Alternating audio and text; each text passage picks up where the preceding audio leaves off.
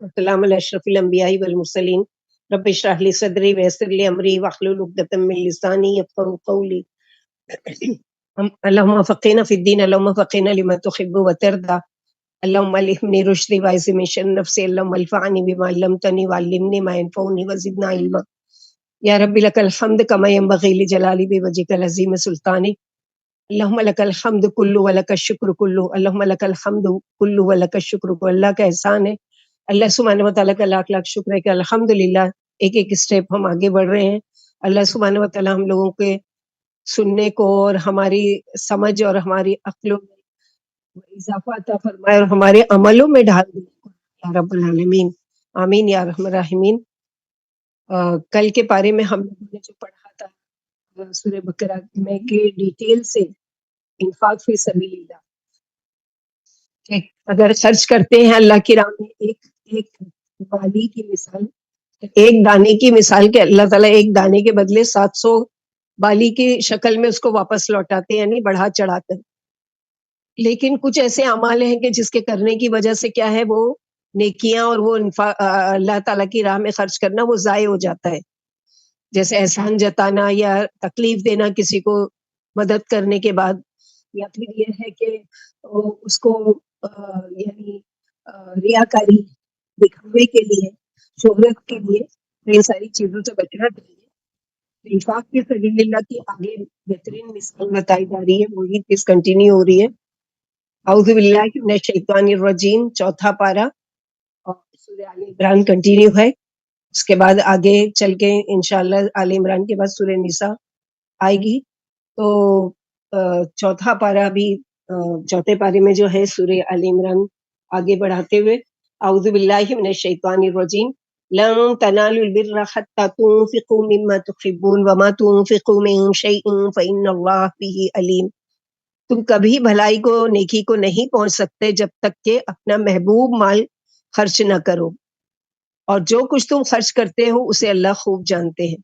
یعنی اگر کسی نے ہم کو دیکھ کر ہماری تعریف کی یا نہیں کی، کسی نے اگر ہمارا شکریہ ادا کیا یا نہیں کیا، یا کسی نے ہماری اگر کوئی بڑائی بیان کی یا نہیں، تو ہمارا مقصد یہ نہیں ہونا چاہیے نا۔ ہمارا مقصد کیا ہے کہ اللہ سبحانہ و تعالیٰ دیکھ لے، اللہ تعالیٰ جان لے، اللہ تعالیٰ اپنے وہاں ایک ذخیرہ میرے لیے رکھ دے کہ آخرت کے لیے، یہ مقصد ہونا چاہیے۔ تب جا کے وہ اللہ کی راہ میں خرچ کرنا اللہ یعنی قابل قبول ہے۔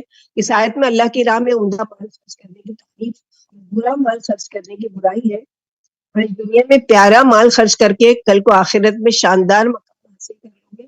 دنیا میں نیک نیتی سے تھوڑا سا خرچ بھی باعث رضا ہے، آخرت میں دنیا بھر کا سونا بھی کچھ بھی نہیں۔ جیسے آگے پڑھیں کہ ایک شخص آئے گا اور چوائس دی جائے گی کہ کیا تم کو پوری دنیا بھر کر دنیا میں جو کچھ ہے سونے سے لاد دیا جائے اور وہ دے کر اپنی جان چھڑانا چاہو گے، تو وہ خوشی سے کہے گا کہ ہاں میں یعنی ایسا ہی کروں گا، یعنی میں سونا دے کر، یعنی جو اللہ مجھے دیں گے وہ دے کر اپنی جان چھڑاؤں گا۔ تو دنیا میں تو اللہ سبحانہ و تعالیٰ نے ہم لوگوں کو موقع دیا ہے۔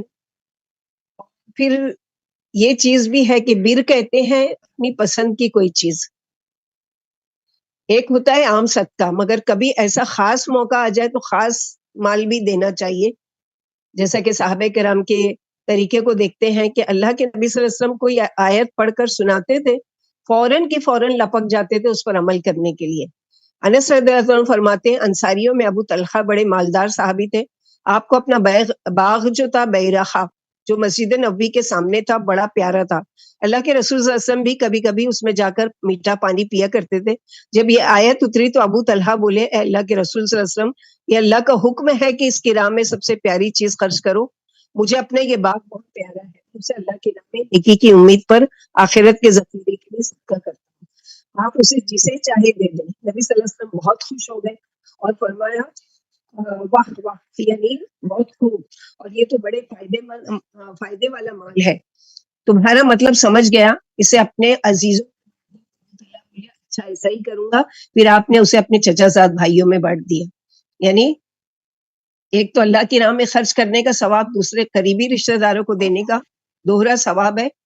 اسی طرح عمر رضی اللہ عنہ فرماتے ہیں، یا رسول اللہ صلی اللہ علیہ وسلم، مجھے خیبر والا حصہ بڑا عزیز ہے، یعنی جو خیبر کی زمین مجھے مال غنیمت میں ملی ہے، مجھے سب سے زیادہ اپنے مال میں وہ پیاری ہے، اور اسے اللہ کی راہ میں دینا چاہتا ہوں. اس بارے میں آپ کا کیا حکم ہے؟ آپ صلی اللہ علیہ وسلم نے فرمایا زمین اپنے ہی پاس رہنے دو اور پھل اللہ کی راہ میں وقف کر دو. اسی طرح ان کے بیٹے آتے ہیں اللہ کے نبی صلی اللہ علیہ وسلم کے پاس اور فرماتے ہیں ایک دفعہ مجھے اس آیت کا خیال آیا تو سوچنے لگا کہ مجھے اللہ کے دیے ہوئے تمام مال میں اپنی رومی لونڈی بہت پیاری ہے، چنانچہ میں نے اسے اللہ کی رضا کے لیے آزاد کر دیا. اگر صدقہ لوٹانے کی اجازت ہوتی تو میں اس سے نکاح ضرور کر لیتا، یعنی صدقہ کر چکا ہوں، اب میں اس سے نکاح کروں گا تو کیا ہے، گویا کہ میں نے صدقہ کر کے اپنی طرف لوٹا دیا. تو یہ چیزیں ہیں، جیسے کہ آپ بھی اس وقت ایک طرح سے بر میں ہیں کہ یہ وقت کوئی سو رہا ہوگا، کسی کو کچھ اور کام ہوگا، لیکن ہم سب بیٹھے ہیں ایک شوق میں نیکی کمانے کے اور اللہ کی رضا و خوشنودی کے لیے. تو اس وقت کچھ اور تو نہیں ہم کر سکتے، لیکن نیت کو تو کر سکتے ہیں کم از کم کہ انشاءاللہ اگر مجھے موقع ملا تو ضرور میں اس آیت پر عمل کروں گی کہ کبھی اپنا پسندیدہ جوڑا، اپنا پسندیدہ کھانا یا اپنا پسندیدہ مال یا جو بھی مجھے پیارا ہے، کبھی اس پر بھی میں عمل کر کے یعنی اللہ سبحانہ وتعالیٰ کی رضا حاصل کروں. اور بر میں یہ بھی ہے کہ کم از کم یہ نیت کریں کہ ایک ایسا گناہ جو مجھے بہت زیادہ پسند ہے، اس کے بغیر میں رہ نہیں سکتی، وہ میں اللہ کی کی رضا کی خاطر چھوڑ دوں. یہ بھی اسی بر میں آئے گا کہ اللہ کی خاطر دینا بھی اور اللہ کی خاطر کسی کام سے رک جانا بھی. جیسے کہ اللہ کے نبی صلی اللہ علیہ وسلم نے فرمایا کہ اللہ سبحانہ و تعالیٰ اس شخص سے راضی ہوں گے قیامت کے دن جو کسی کو دیتا ہے اللہ کے لیے، کسی سے روکتا ہے اللہ کے لیے، کسی سے محبت کرتا ہے اللہ کے لیے، اور کسی سے اگر بغض رکھتا ہے تو بھی اللہ سبحانہ و تعالیٰ کے لیے. تو یہ بہترین ہے کہ لن تنالوا البر، ہرگز بھی نہیں، لن کہتے ہیں عربی میں ہرگز نہیں، نیور ایور، یعنی کبھی بھی تم نیکی کو پہنچ ہی نہیں سکتے جب تک کہ تم کبھی موقع آئے تو اپنا پسندیدہ چیز بھی، جیسے صحابہ کرام کا دیکھتے ہیں کہ جب نکلتے تھے جنگوں کے لیے تو ان کو پتا ہوتا تھا کہ ہم واپس لوٹ کر آئیں گے یا نہیں آئیں گے، تو جان جو سب سے پیاری ہوتی تھی اس کو لے کر اللہ کے لیے نکلتے تھے، اپنا مال لے کر نکلتے تھے، اپنے بیوی بچوں کو اپنے پیچھے چھوڑ کر چلے جاتے تھے. تو یہ پریکٹیکلی کرنے والے لوگ تھے. آج ہم کتنی مرتبہ ان آیتوں سے گزرتے ہیں لیکن کہاں پر ہمارا ایسا ایمان ہے اس پر عمل کر پاتے ہیں. اللہ تعالیٰ ہم سب کو توفیق دے کہ ہم کچھ نہ کچھ اللہ کی راہ میں ضرور اس طرح کا خرچ کریں جو اللہ کو بہت زیادہ پسند آئے اور جو ہماری پسند کا ہے اور جو اللہ تعالیٰ کی رضا کے لیے خرچ کیا جائے. کل الطعام کان حلا لبنی اسرائیل الا ما حرم اسرائیل علی نفسہ من قبل ان تنزل التوراۃ قل فاتوا بالتوراۃ فاتلوها ان کنتم صادقین فمن افترى علی اللہ کذبا من بعد ذلک فاولئک هم الظالمون قل صدق اللہ فاتبعوا ملت ابراہیم حنیفا وما کان من المشرکین. یہودیوں کے لیے سارے کھانے حلال تھے، ہاں جو یعقوب علیہ السلام نے اپنے اوپر تورات اترنے سے پہلے حرام کر لیے تھے. کہہ دیجئے اگر تم سچے ہو تو تورات لے کر آؤ اور لا کر اسے پڑھو، پھر اس کے بعد جو اللہ پر جھوٹ باندھے کہ اللہ تعالیٰ نے اس چیز کو حرام کیا اور اس چیز کو حلال کیا ہے، وہی دراصل کیا ہے کہ ظالموں میں سے ہے. اور کہہ دیجئے اللہ نے سچ فرمایا لہٰذا مذہب ابراہیم کی پیروی کرو جو موحد تھے اور مشرک نہیں تھے. یعنی تم سب مانتے ہو کہ ابراہیم علیہ السلام کیا تھے، یعقوب علیہ السلام کے دادا، اور وہ جیسے تھے تم یعقوب علیہ السلام کی باتیں کرتے ہو اور ان کو فالو کرتے ہو. تو ان کے دادا جو تھے وہ بھی تو یہی دعوت لے کر آئے تھے، یہی ایک اللہ کی عبادت کا پیغام لے کر آئے تھے. اب ہوا کیا، یہ جو یعقوب علیہ السلام ایک مرتبہ سخت بیمار پڑ گئے اور بیماری جب کافی زور پکڑ گئی تو انہوں نے منت مانی کہ آپ تندرست ہو کر سب سے زیادہ مرغوب کھانا چھوڑ دیں گے. یعنی ان کو اونٹ کا گوشت اور دودھ بہت زیادہ یعنی شوق سے کھایا کرتے تھے اور دودھ پیا کرتے تھے. لہٰذا انہوں نے ایک منت مانی کہ جب میں اچھا ہو پسندیدہ چیز چھوڑ دوں گا. تو یہ ہم لوگوں نے جیسے بقرہ میں جو بھی تم نظر مانتے ہو، تو نظر ماننا ہم لوگوں نے پڑھا تھا کہ مکروہ ہے، یعنی اللہ کے. اب یہ نہیں بول سکتے اچھا دیکھو یعقوب علیہ السلام نے تو مانی اور اس سے پہلے مریم علیہ السلام کی والدہ نے مانی. تو یاد رکھیں کہ سب کی دعوت توحید ایک ہی تھی، یعنی ایک اللہ کو ماننا ہے، سب کی شریعتیں مختلف تھیں. ہماری شریعت میں کیا ہے، منع نہیں ہے، اگر کوئی نظر مان لیتا ہے تو اس کے لیے ضروری ہے کہ اس کو پورا کرے، لیکن ماننے کے لیے منع کیا گیا ہے، کیونکہ اللہ کے ساتھ آپ ایک شرط لگا لیتے ہو۔ تو یہاں پر کیا کرتے تھے کہ جو چیز ان کو نہیں پسند تھی وہ کیا کرتے تھے، یعقوب علیہ السلام نے چونکہ حرام کیا، ہماری تورات میں ہے، تو یہاں پر کہا جا رہا ہے کہ اگر تم سچے ہو تو لے کر آؤ تورات، دیکھو دکھاؤ کہاں پر لکھا ہوا ہے کہ اللہ سبحانہ وتعالیٰ نے حرام قرار دیا ہے تم پر یہ چیزیں۔ تو جو کوئی اللہ کے نام پر جھوٹ بولے، آج بھی دنیا میں یہ ہوتا ہے نا، ہم یہ نہیں کھاتے اس لیے کہ یہ ہمارے لیے حرام ہے، یہ ہمارے گھر میں نہیں پھلتا، اور یہ ہمارے گھر میں ایسا ہے ویسا ہے، بعض لوگوں کو کالا کپڑا نہیں چلتا، بعض ہرا نہیں وہ کرتے، بعض کچھ کھانے اپنے اوپر وہ کر لیتے ہیں۔ تو یہ ساری چیزیں ہم لوگوں نے پہلے پڑھا کہ 4 چیزیں جو اہم ہے وہ بتا دی گئی ہے، اس کے علاوہ تمام چیزیں اللہ سبحانہ وتعالیٰ نے حلال کی ہے کہ کھاؤ پاکیزہ چیزوں میں سے اور اللہ کا شکر ادا کرو۔ تو قل صدق اللہ، کہہ دیجئے سچ کہا اللہ نے۔ اب اگر تم یعقوب علیہ السلام تو ان سے پہلے تو پیروی کرنا چاہیے ابراہیم علیہ السلام کی۔ ان اول بیت وضع للناس للذی ببکۃ مبارک وہدی للعالمین فیہ آیات بینات مقام ابراہیم ومن دخلہ کان آمنا وللہ علی الناس حج البیت من استطاع الیہ سبیلا ومن کفر فإن اللہ غنی عن العالمین۔ یقیناً پہلا گھر جو لوگوں کی عبادت کے لیے بنایا گیا مکہ والا گھر ہے، اور دنیا والوں کے لیے برکت اور ہدایت والا ہے۔ اس میں کھلی کھلی نشانیاں ہیں جن میں بھی ہے، اور جو اس میں داخل ہو جائے وہ امن پا جاتا ہے۔ اللہ نے ان پر جو اس گھر تک راہ کا استطاعت رکھتے ہیں حج کرنا فرض کر دیا ہے، اور جو انکار کرے گا تو یقین جانو کہ اللہ دنیا والوں سے غنی ہے۔ یعنی حج کرنا کیا ہے، ہمارے اپنے لیے ہے، ہم ایک عبادت فرض ہے، اس کو پورا کرنے کے لیے۔ اللہ تعالیٰ تو غنی اور بے نیاز ہے، اللہ تعالیٰ کو نہیں وہ ہے کہ تمہاری عبادت سے اللہ تعالیٰ کی یعنی کوئی کبریائی اور بڑائی میں زیادتی ہو جائے گی۔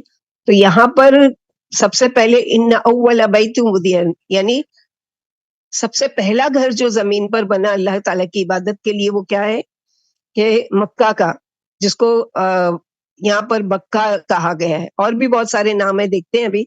ابو ذر رضی اللہ عنہ فرماتے ہیں میں نے اللہ کے رسول صلی اللہ علیہ وسلم سے پوچھا کہ سب سے پہلے کون سی مسجد بنائی گئی؟ فرمایا مسجد حرام۔ پوچھا پھر؟ فرمایا مسجد اقصی۔ پوچھا دونوں میں کتنی مدت ہے؟ فرمایا 40 سال۔ پوچھا پھر؟ فرمایا پھر اللہ کی ساری زمین مسجد ہے، جس جگہ نماز کا وقت آ جائے اسی جگہ نماز پڑھ لو۔ یعنی پہلے کی امتوں کے لیے کیا تھا، خاص اپنے گرجے میں ہی جا کر عبادت کر سکتے ہیں، خاص اپنے رہبانیت والے جو ان کے حجرے ہوتے تھے وہیں عبادت کر سکتے، لیکن ہمارے لیے اگر نماز کا وقت آئے تو کہیں بھی جہاں بھی ہے ساری زمین کو ہمارے لیے کیا ہے، مسجد بنا دیا گیا، بس وہ پاکیزہ جگہ ہو جہاں پر اللہ تعالیٰ کی عبادت کی جائے۔ یعنی کوئی خاص مخصوص نہیں کہ آپ مسجد میں ہی جاؤ گے تو نماز ہوگی، ایسا نہیں ہے۔ مسجد میں جا کر نماز پڑھنا مردوں کے لیے باجماعت پڑھنا یہ افضل ہے، لیکن اگر وہ راستے میں اور دور تک کوئی مسجد نہیں ہے، اب وہ کیا کریں گے؟ انتظار کریں گے کہ مسجد ملے گی، تو ہو سکتا ہے کہ ایک نماز ڈیلے ہو جائے اور دوسری نماز تک پہنچے، تو بہتر ہے کہ گاڑی روک کر یا سواری پہ یا جہاں پہ ہے وہاں پر ہی نماز پڑھ لیں۔ ہر جگہ اللہ تعالیٰ نے مسجد بنائی ہے۔ مکہ کے بہت سارے نام ہیں مکہ میں، یعنی پہلا نام تو مکہ ہی ہے، دوسرا بکہ، بیت عتیق، بیت الحرام، بلد امین، مامون، ام رحم، ام القریٰ، اصلاح، عرش، قادس کیونکہ گناہ مٹا دیتا ہے یہ، اور المقدسہ، الناسا، الماسا، خاتمہ، راس، کوتا، البلدہ اور البینہ۔ تو یہ سارے نام کیا ہے، اور اس میں ایک جگہ ہے مقام ابراہیم، یعنی اس گھر میں خلیل اللہ کی تعمیر کی صاف صاف نشانیاں موجود ہیں، اور اس کی عظمت و شرف کی نشانیوں میں سے مقام ابراہیم بھی ہے۔ یہ وہ پتھر ہے جس پر خلیل اللہ نے کھڑے ہو کر بیت اللہ کی تعمیر کی۔ آپ تعمیر کرتے جاتے تھے اور اسماعیل علیہ السلام آپ کو اس کے مٹیریلز پکڑاتے جاتے تھے۔ پہلے یہ پتھر بیت اللہ کی دیوار میں سے لگا ہوا تھا۔ عمر فاروق رضی اللہ عنہ کا جب خلافت کا دور آیا تو انہوں نے کیا کیا، بیت اللہ کے مشرق جانب رکھوا دیا گیا تاکہ طواف میں لوگوں کو سہولت ہو، اور طواف کے بعد نمازیوں کو پریشانی نہ ہو، کیونکہ طواف کے بعد اس کے پاس دوبارہ پڑھنے کا حکم ہے، جیسے ہم لوگوں نے کل اس میں پہلے پارے میں پڑھا تھا، وَاتَّخِذُوا مِن مَّقَامِ إِبْرَاهِيمَ مُصَلًّى، اور یہ عمر رضی اللہ عنہ کی خواہشات کے مطابق بہت ساری آیتیں اتری، اس میں سے ایک یہ بھی ہے کہ انہوں نے خواہش کی کہ کاش کہ اللہ تعالیٰ حکم دے دے کہ مقام ابراہیم کے پاس 2 رکعت نماز پڑھنے. تو یہ مسنون ہے کہ جو بھی حج یا عمرہ کرنے جائے جب وہ طواف مکمل کر لے تو مقام ابراہیم کے پاس آ کر 2 رکعت نماز ادا کرے گا. اسی طرح پورا جو حرم ہے وہ پورا امن کا جگہ ہے. وہاں پر یہاں تک کہ کسی کو جیسے کہ ہم لوگوں نے پڑھا تھا فلا رفث ولا فسوق ولا جدال فی الحج، وہاں نہ جھگڑا کرنا ہے، نہ کسی سے گالی گلوچ کرنا ہے، نہ کسی کے ساتھ کوئی بدتمیزی کوئی زیادتی کرنا ہے، نہ کسی کا مال لوٹنا ہے. گرا ہوا مال بھی وہاں پر لینا منع ہے. اور اس کے علاوہ وہاں کے گھاس پھوس، تو یہ پورا کا پورا شہر جو ہے مکہ وہ کیا ہے، امن والا ہے. اور اللہ سبحانہ و تعالیٰ فرماتے ہیں ومن دخلہ کان آمنا، جو اس میں داخل ہو گیا وہ امن میں آ گیا. اور لوگوں پر حج بیت اللہ فرض ہے، بیت اللہ کا حج کرنا، جو استطاعت رکھتا ہے اس کے طرف جانے کی، یعنی جس کے پاس مال بھی ہے اور قوت بھی ہے، طاقت ہے جسمانی، تو اس کو چاہیے کہ وہ جتنی جلدی ہو سکے وہ اپنے اس فریضے کو انجام دے.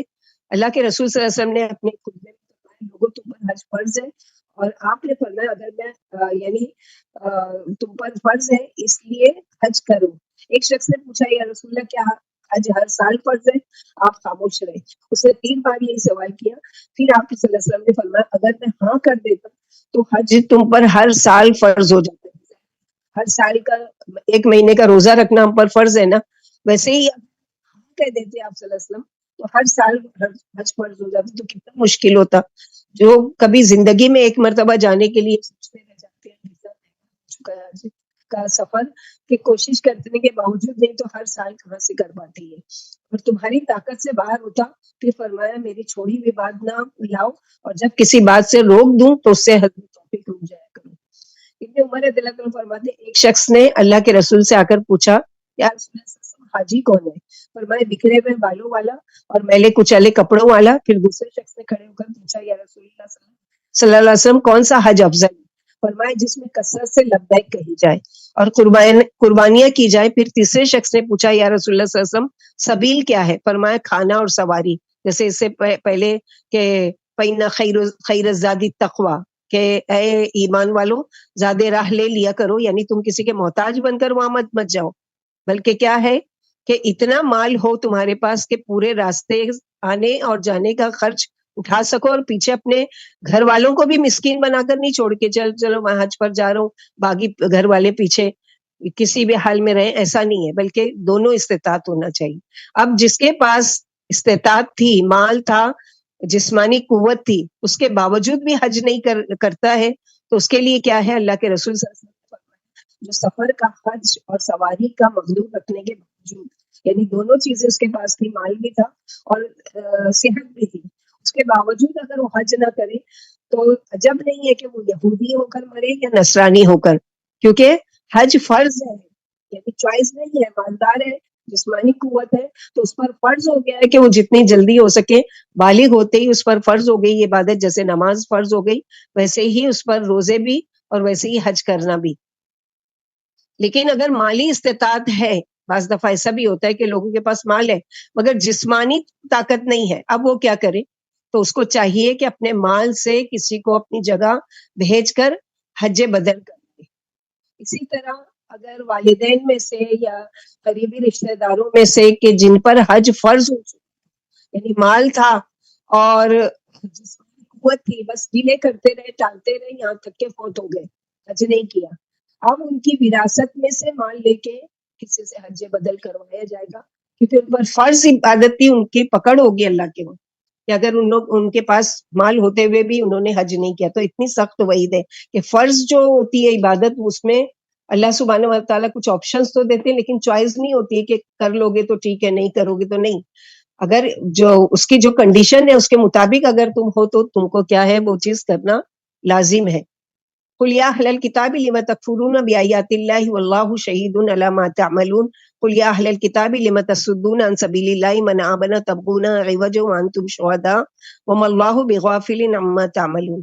کہہ دیجئے اہل کتاب تم اللہ کی آیتوں کا کیوں انکار کرتے ہو اور اللہ تمہارے عملوں پر گواہ ہے. کہہ دیجئے اہل کتاب ایمان والوں کو کیوں اللہ کی راہ سے روکتے ہو، تم اس میں ٹیڑھ ڈھونڈتے ہو حالانکہ تم اس کی صداقت کے گواہ ہو، اللہ تمہارے عملوں سے بے خبر ہے.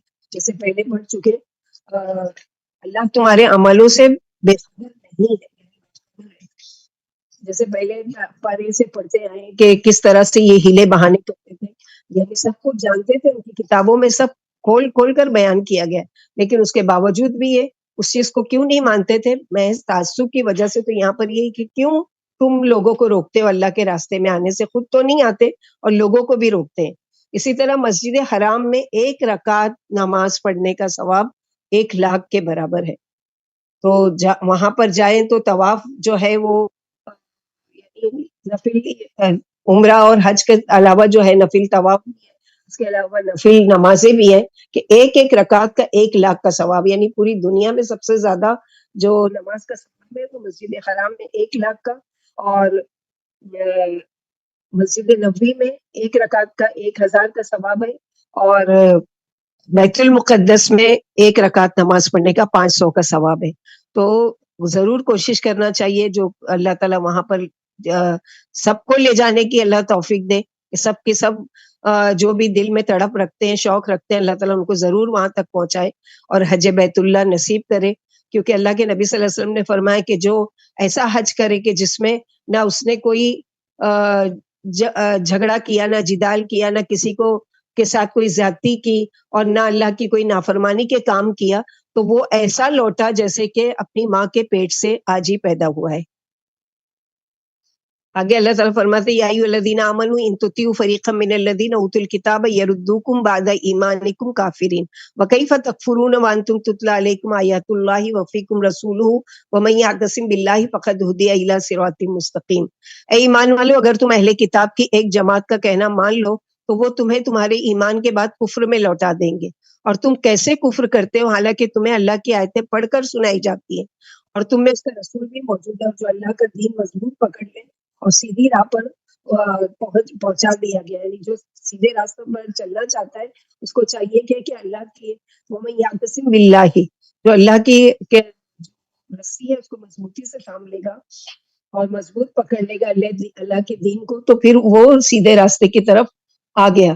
یا ایھا الذین آمنوا اتقوا اللہ حق تقاتہ ولا تموتن الا وانتم مسلمون واعتصموا بحبل اللہ جميعا ولا تفرقوا واذکروا نعمت اللہ علیکم اذ کنتم اعداء فألف بین قلوبکم فاصبحتم بنعمتہ اخوانا وکنتم علی شفا حفرۃ من النار فانقذکم منها کذلک یبین اللہ لکم آیاتہ.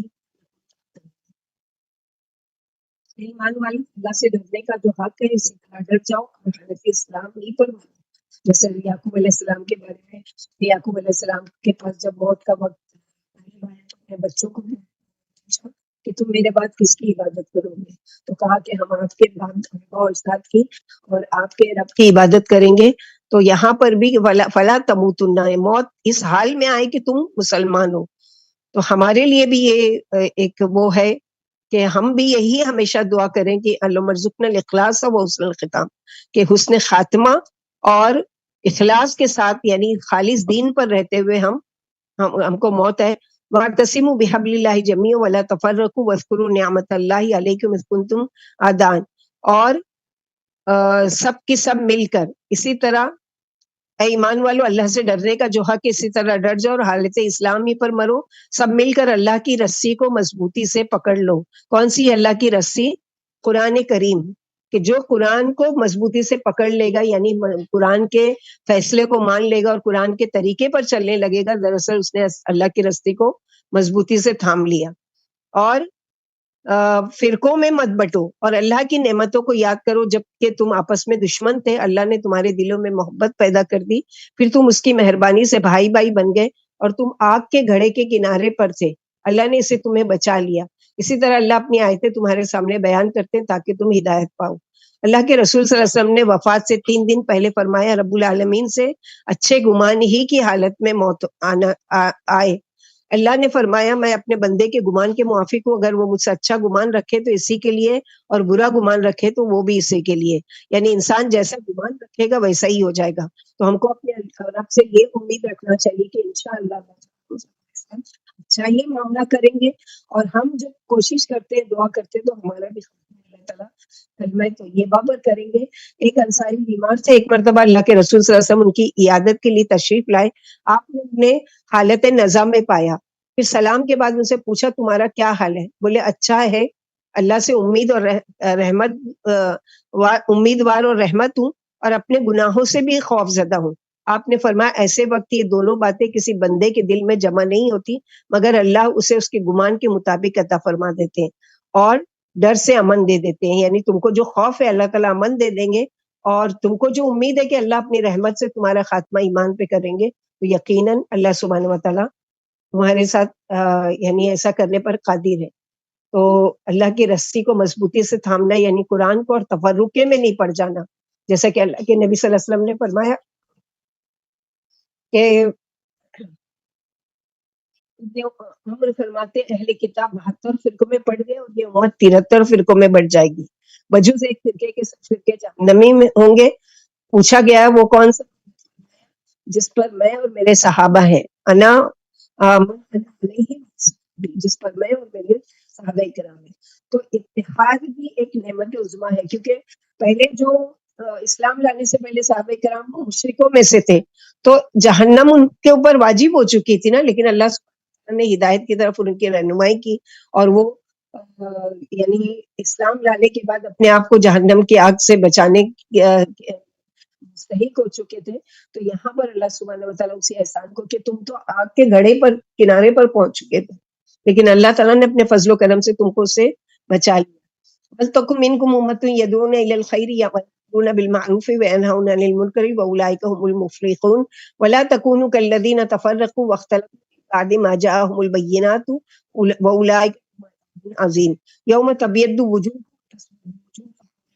وَتَسْوَدُّ وُجُوهٌ كفرتم بعد ایمانکم فذوقوا العذاب بما کنتم تکفرون واما الذین ابیضت وجوہهم ففی رحمت اللہ هم فیہا خالدون. تلک آیات اللہ نتلوها علیک بالحق واللہ یرید ظلما للعالمین. للہ ما فی السماوات وما فی الارض والی اللہ ترجع. اور تم میں سے ایک ایسی جماعت ہونی چاہیے جو لوگوں کو بھلائی کی دعوت دے اور انہیں اچھی باتوں کا حکم دے اور بری باتوں سے روک دے. یہی فلاح پانے والے اور ان کی طرح مت بنو جنہوں نے پھوٹ ڈالی اور مختلف ہو گئے، جبکہ ان کے پاس صاف صاف دلائل آ چکے تھے. انہیں کے لیے بڑا عذاب ہے جس دن بعض چہرے سفید ہوں گے اور بعض سیاہ پڑ جائیں گے، لیکن جن کے چہرے سیاہ پڑ جائیں گے ان سے کہا جائے گا تم نے ایمان لا کر کیوں کفر کیا تھا، اب اپنے کفر کا مزہ چکھو. لیکن جن کے چہرے سفید ہوں گے وہ اللہ کی رحمت میں ہوں گے جہاں وہ ہمیشہ رہیں گے. اللہم اجعلنا منہم یا رب. یہ اللہ کی آیتیں کے ساتھ پڑھ کر سنا رہے ہیں، اور اللہ دنیا والوں پر ظلم نہیں چاہتے، اور اللہ ہی کے لیے جو کچھ آسمانوں میں اور جو کچھ زمین میں ہے اور سب اللہ ہی کے ساتھ روشنائی چاہتے ہیں.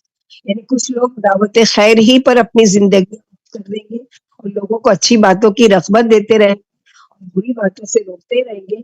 اصلی فلاح یافتہ یہی لوگ ہیں، کیونکہ امت محمدیہ پر واجب ہے کہ وہ یہ کام کرے، امر بالمعروف اور نہی عن المنکر کا کرے.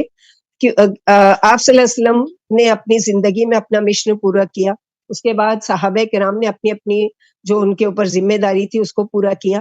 اب یہ ذمہ داری ہم پر ڈالی گئی ہے، امت محمدیہ پر. آگے جیسے پڑھیں گے کنتم خیر امۃ اخرجت للناس، کہ تم پر یہ ذمہ داری ڈالی گئی ہے. تو ہم پر جو یہ ذمہ داری ڈال دی ہے اس کے لیے کیا کرنا ہے؟ اول تو اتحاد و اتفاق. فرقے واریت میں نہیں بٹنا ہے کہ وہ تو فلاں اور یہ سب ایک مسلمان ہے. وانتم مسلمون، تو ہم سب مسلمان ہیں اور ہم سب کی ذمہ داری کہ ان تک پیغام پہنچائے اللہ کی کتاب کا، اللہ کے رسول صلی اللہ علیہ وسلم کی باتوں کا، کہ جو اس چیز سے غافل ہے.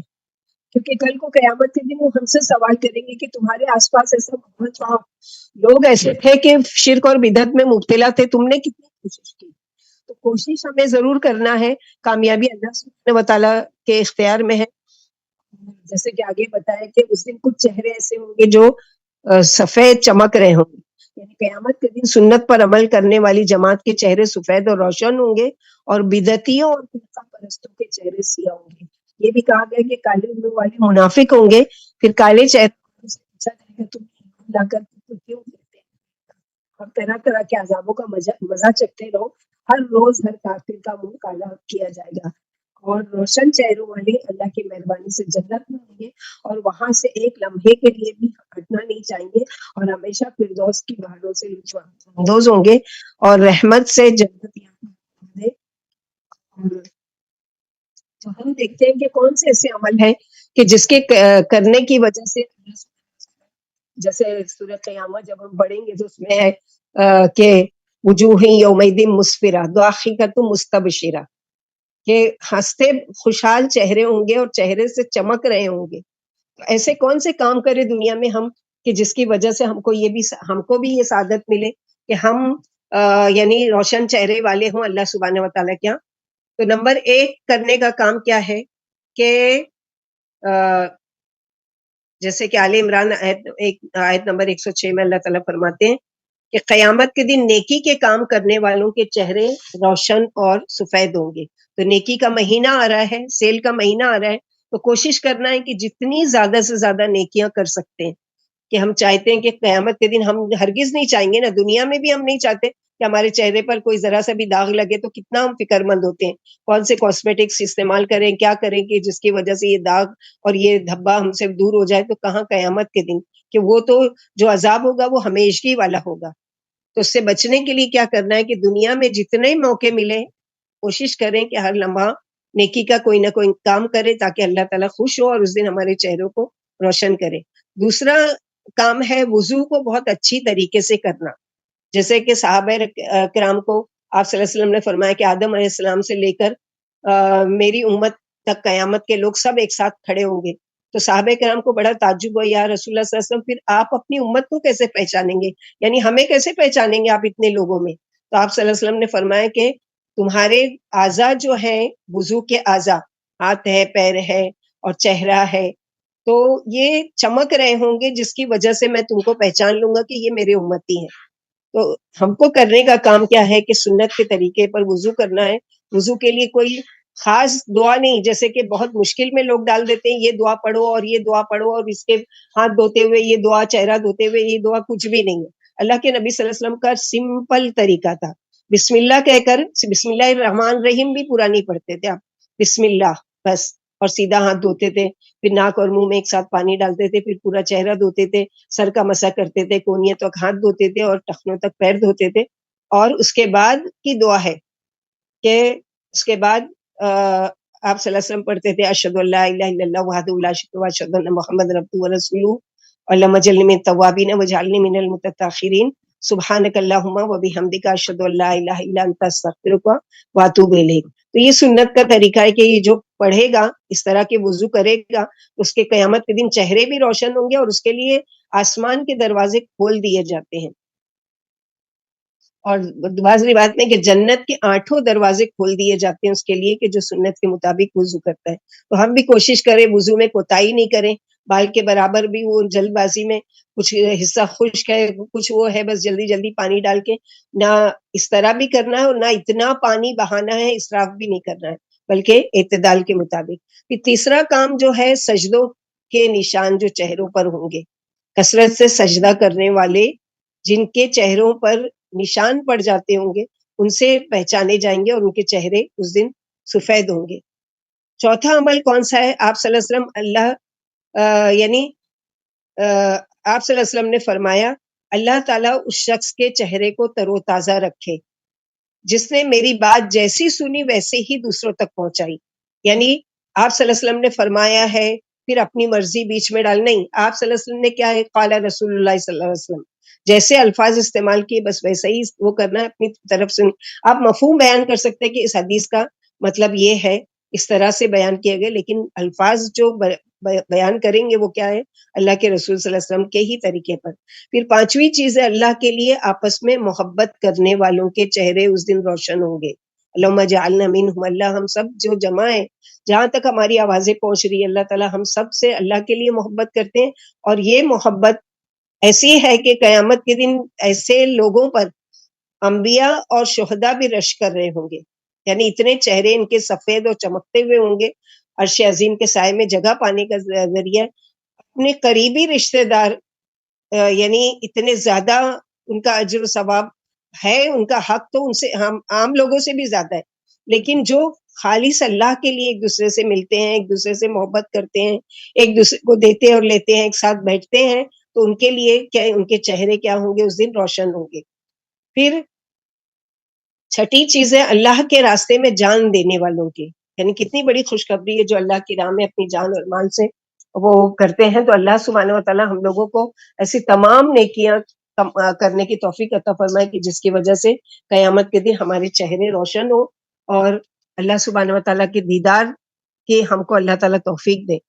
کنتم خیر امۃ اخرجت للناس تأمرون بالمعروف وتنہون عن المنکر وتؤمنون باللہ ولو آمن اہل الکتاب لکان خیرا لهم منهم المؤمنون واکثرهم الفاسقون لن يضروكم الا اذى وان يقاتلوكم يولوكم الادبار ثم لا ينصرون ضربت عليهم الذلة اينما ثقفوا الا بحبل من الله وحبل من الناس وباءوا بغضب من الله وضربت عليهم يكفرون بآيات الله ويقتلون الانبیاء بغیر ذلك بما عصوا وكانوا يعتدون۔ تم بہترین امت ہو جو لوگوں کی بھلائی کے لیے بھلائی کا حکم کرتے اور برائی سے روکتے اور اللہ پر ایمان رکھتے ہو۔ اگر اہل کتاب بھی ایمان لے آتے تو ان کے لیے بہتر تھا، بعض تو ان میں سے ایمان والے ہیں لیکن اکثر فاسق ہیں۔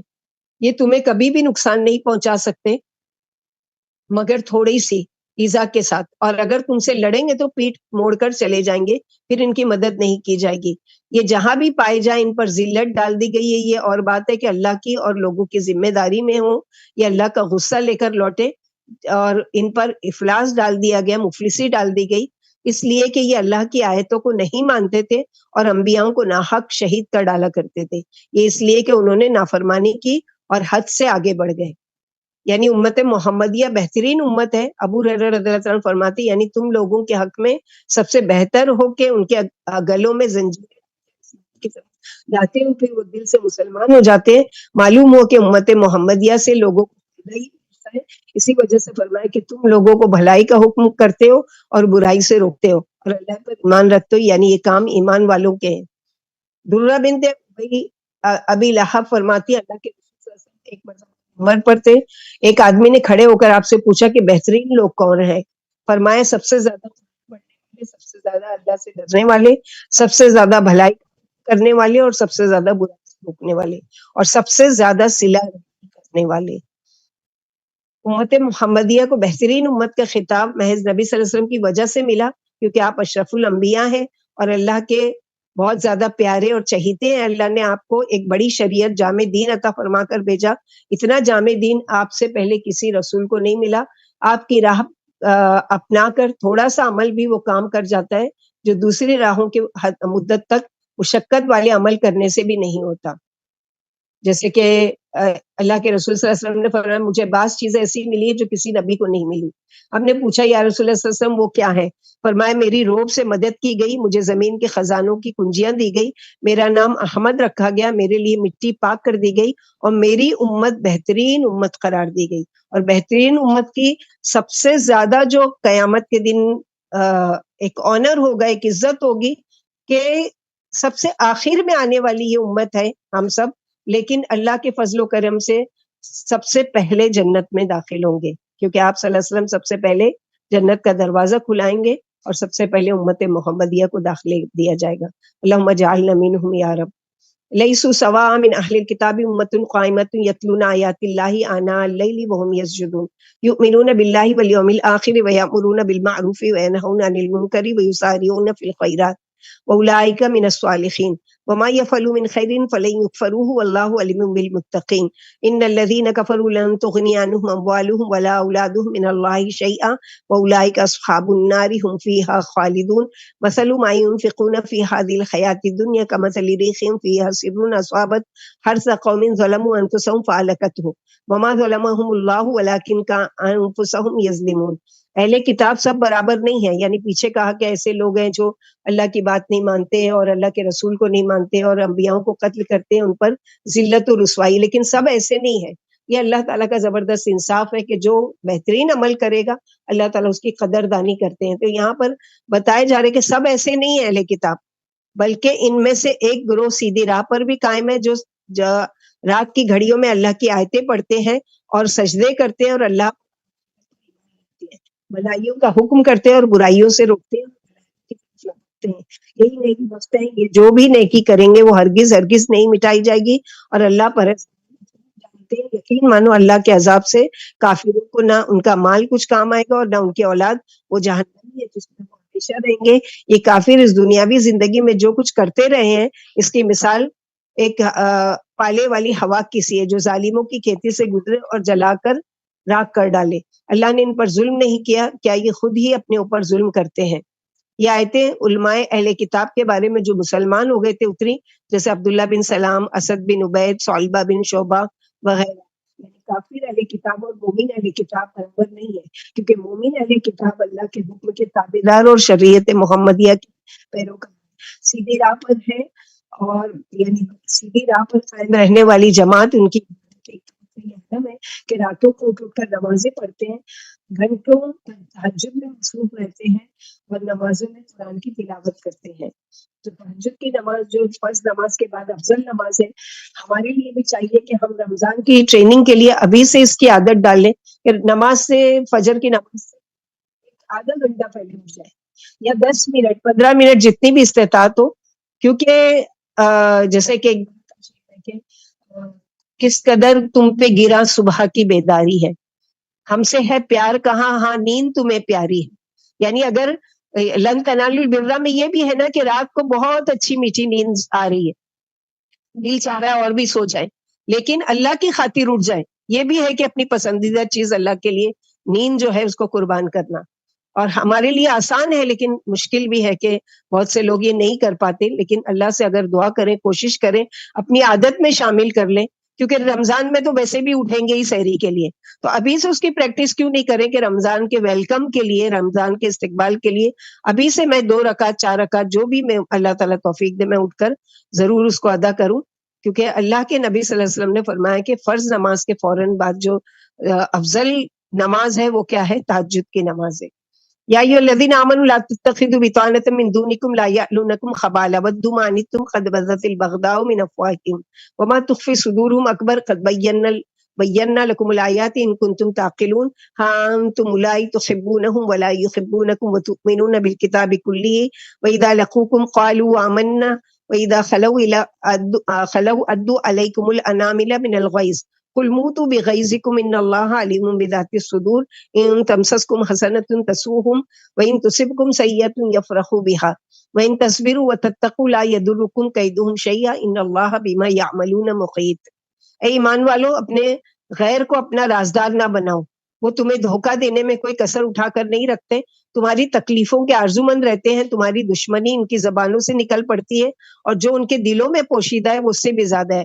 اگر تم عقل سے کام لو، تو ہم نے تمہیں نشانیاں بتا دی، سنو تم ان کے دوست ہو لیکن وہ تمہارے دوست نہیں ہے. یعنی جو ایمان والوں کے علاوہ جو لوگ ہیں وہ بظاہر چاہے کتنی دوستی کا اپنا دعویٰ کرے لیکن دراصل وہ ان کے دل میں کچھ نہ کچھ بغض ہوتا ہی ہے.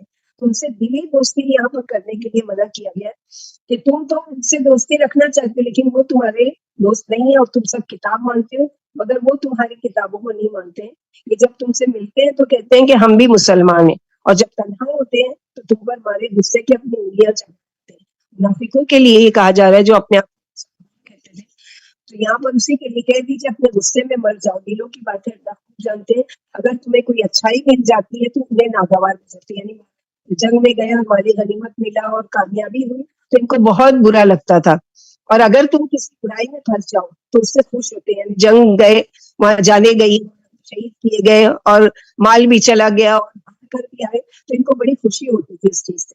اور اگر تم اس بات پر صبر کرتے رہو گے اور اللہ سے ڈرتے رہو گے تو ان کا مکر تمہیں کچھ بھی نقصان نہیں پہنچا سکتا. یقین رکھو اللہ ان کے عملوں کو بھیجنے والا ہے. یعنی دنیا میں ان کو جو تھوڑی سی چھوٹ دے رکھی ہے اللہ تعالیٰ نے کہ جو چاہے کرتے کی پکڑ ہوگی تب اللہ سبحانہ و تعالیٰ ان کے سے پوچھ لیں گے کہ یعنی کیوں اس طرح کے یعنی منافقت کے ساتھ دنیا میں رہے.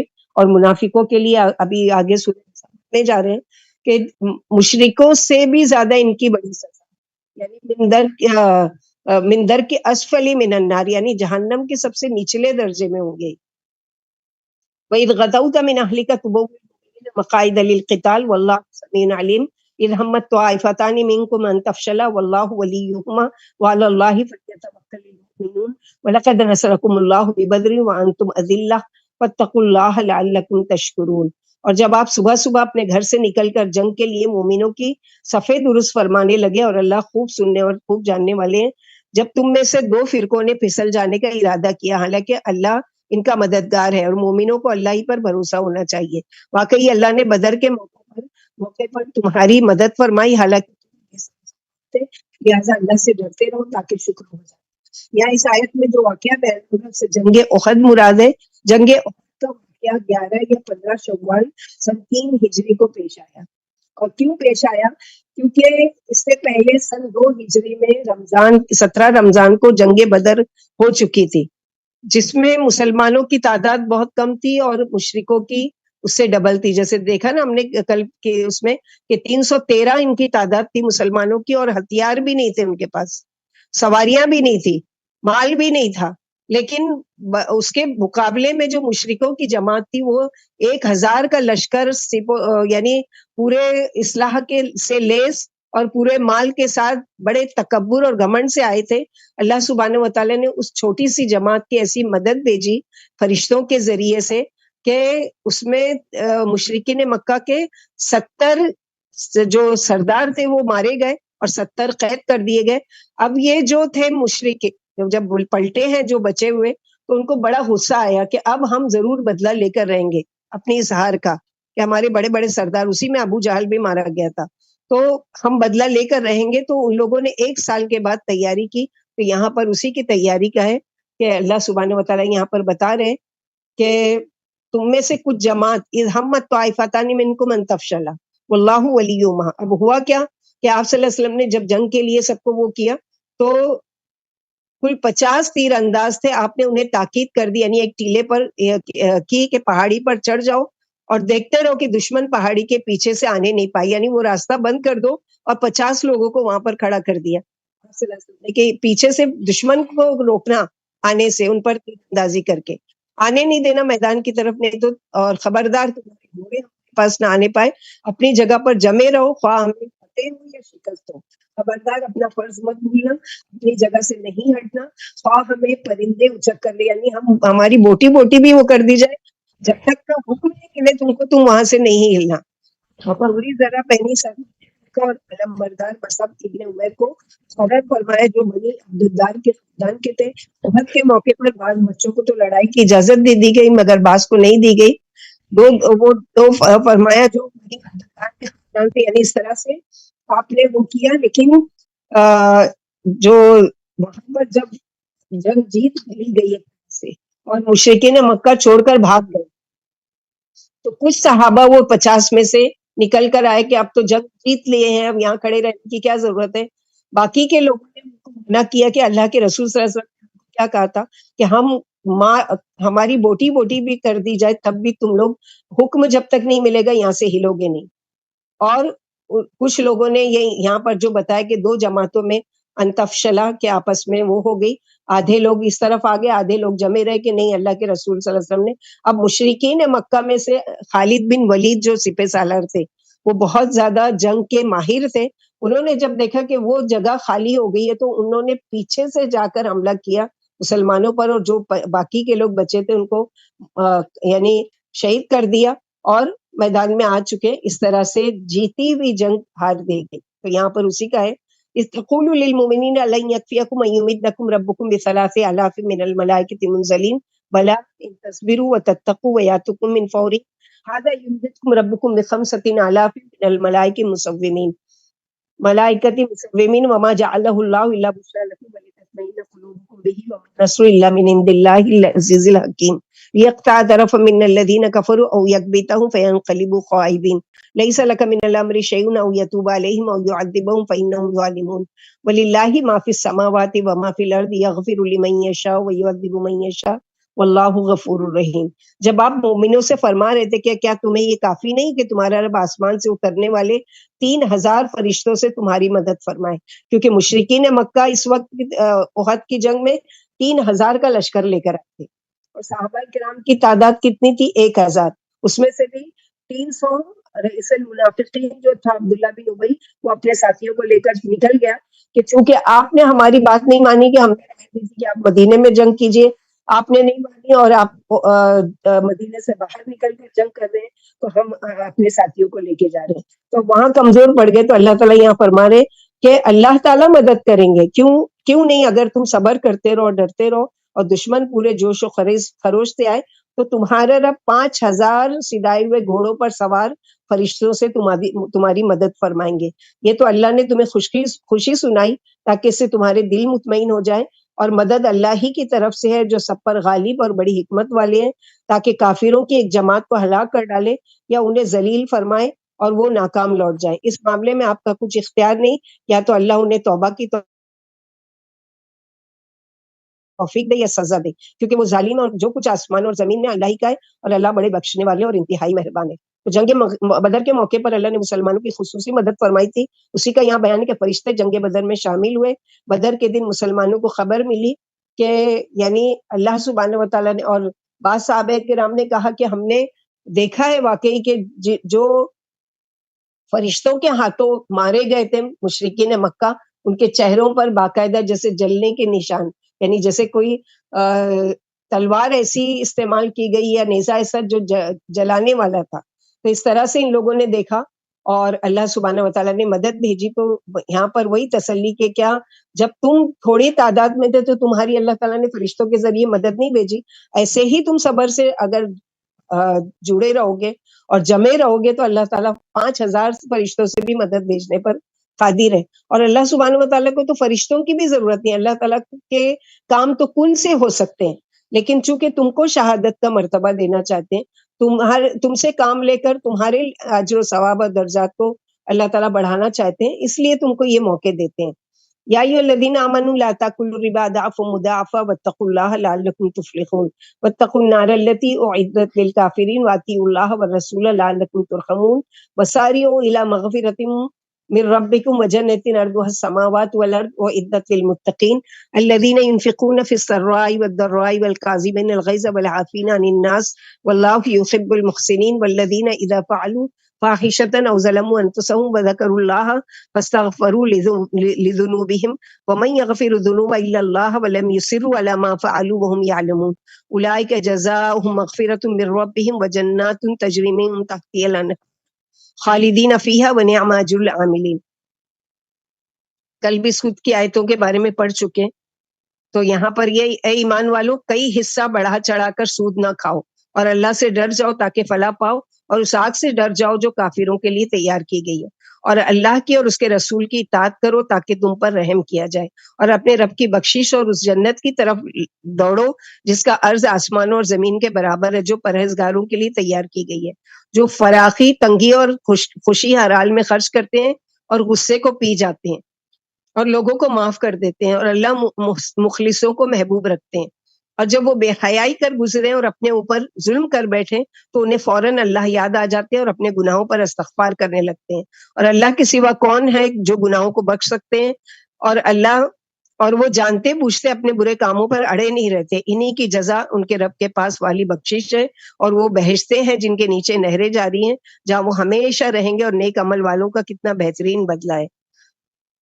تو عہد جاہلیت میں جب قرض کی مدت گزر جاتی اور مقروض قرض ادا نہیں کرتا تو قرض دینے والا مدت بڑھا دیتا، مقروض پر قرض کا اضافہ ہی ہوتا رہتا، کیونکہ روپیہ سود در سود کی صورت میں اس کا بڑھتا رہتا تھا، اور نوبت یہاں تک پہنچ جاتی تھی کہ تھوڑا سا بھی قرض اس کے لیے اتارنا مشکل ہو جاتا تھا. تو یہاں پر بتایا گیا کہ سود لینا دینا حرام ہے، جیسے کہ اللہ کے نبی صلی اللہ علیہ وسلم نے فرمایا 3 لوگوں کو حشر کے دن عزت بخشی جائے گی: کسی تنگدست اور مشکل میں پھنسے شخص کی مشکل دور کرنا، نمبر 2 کسی قرضدار کو قرض کے معاملے میں سہولت دینا، اور نمبر 3 کسی کے عیب کو چھپا دینا، کسی کے عیب پر پردہ ڈالنا.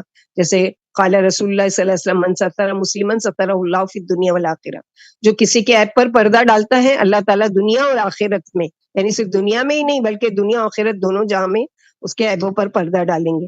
تو اگر ہم چاہتے ہیں کہ ہمارے عیب لوگوں کے سامنے نہیں کھلے تو کیا کرنا چاہیے کہ اللہ سبحانہ و تعالیٰ کے لیے لوگوں کے عیب بیان نہیں کریں، ہاں ان کی اصلاح کرنے کی کوشش کریں اور ان کو نصیحت ضرور کریں، لیکن لوگوں کے سامنے شرمندگی کرنا، ان کو شرمندہ کرنا یا ان کے عیبوں کو بیان کرنا، یہ اللہ تعالیٰ کے یہاں ناپسندیدگی والا عمل ہے.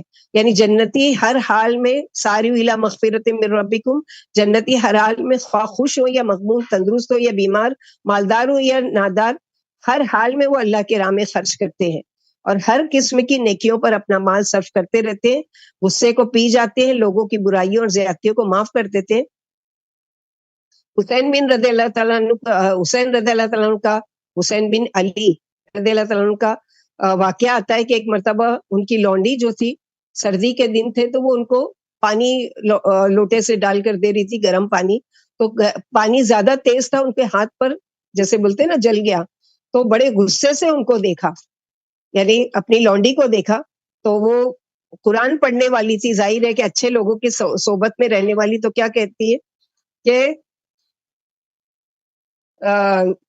یہاں پر کہ والکاظمین الغیظ، یعنی وہ فوراً کیا کہتی ہے والکاظمین الغیظ، تو ان کا غصہ ٹھنڈا ہو گیا.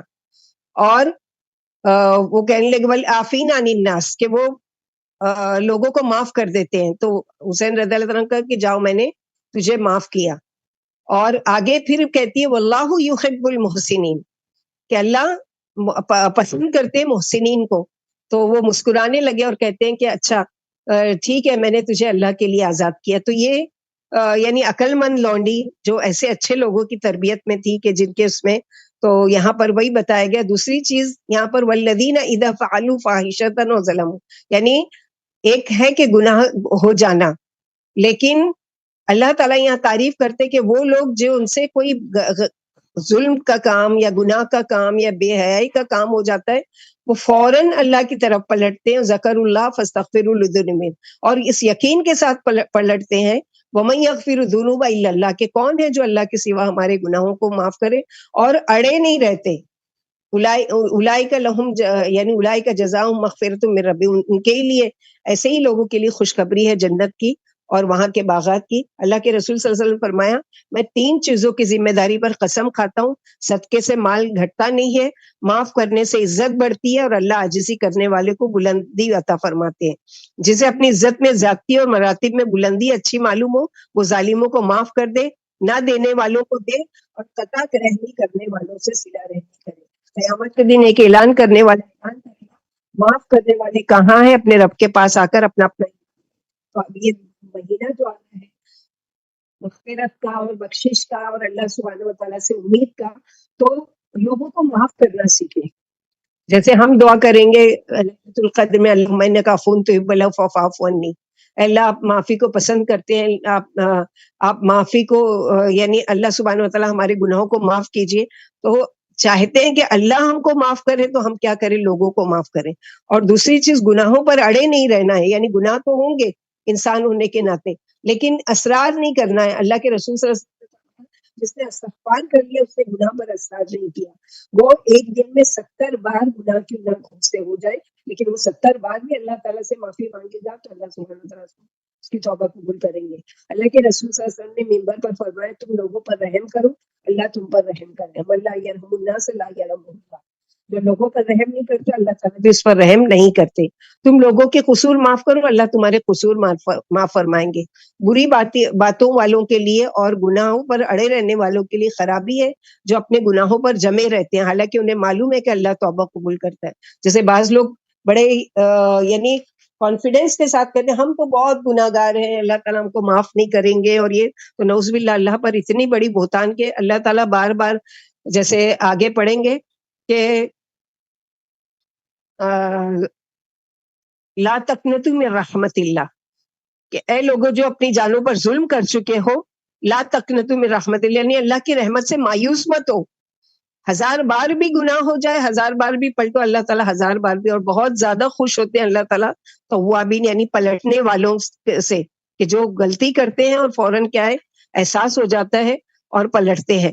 لیکن ایسا نہیں ہے کہ جب غلطی ہو تو ہی استغفار کرنا ہے، بلکہ چلتے پھرتے کہ پتہ نہیں کتنے گناہ ایسے ہوتے ہیں جو انجانے میں ہم سے ہو جاتے ہیں، جو ہم نے جان بوجھ کر نہیں کیا، لیکن اللہ سے اس کی بھی معافی. جیسے اللہ کے نبی صلی اللہ علیہ وسلم کی دعا قدمت وما اخرت وما اسررت وما اعلنت وما اسرفت وما انت عالم به مني انت المقدم وانت المؤخر لا الہ الا انت۔ اللہ جو میں نے جان بوجھ کر کیا، جو انجانے میں کیا، جو کر کے میں بھول بھی چکی، اللہ تعالیٰ ہم سب کی مدد۔ تو بہت زیادہ استغفار، کر کے بھی معافی اور کچھ نہیں بھی کیا تو بھی معافی کے ایڈوانس میں، یا بھول سے جو ہوا ہے اللہ تعالیٰ اس کو معاف کر دے اور ہمارے نام عمل کو صاف کر دے۔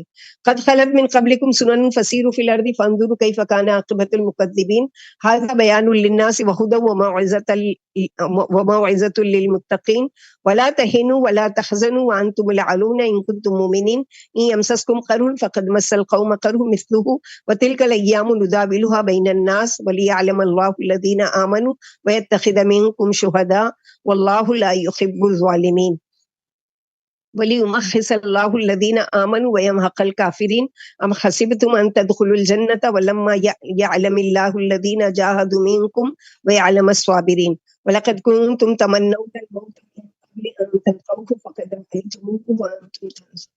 تم سے پہلے بھی اسی طرح کے واقعات گزر چکے ہیں، زمین پر چل پھر کر دیکھو کہ جھٹلانے والوں کو کیا ہو جائے۔ یہ لوگوں کے لیے بیان ہدایت ہے اور پرہیزگاروں کے لیے نصیحت ہے۔ تم سست نہ پڑو اور غم نہ کھاؤ، تم ہی غالب رہو گے اگر تم مومن ہو۔ اگر تم زخمی ہو گئے تو دشمن بھی اسی طرح زخمی، یعنی تم کو تکلیف ہوئی کہ یہاں پر تم جیسے کہ اس جنگ احد میں 70 سے زیادہ صحابہ کرام کیے گئے، شہید ہو گئے، تو لوگوں کو بڑا رنج ہوا کہ ہمارے اتنے مارے گئے۔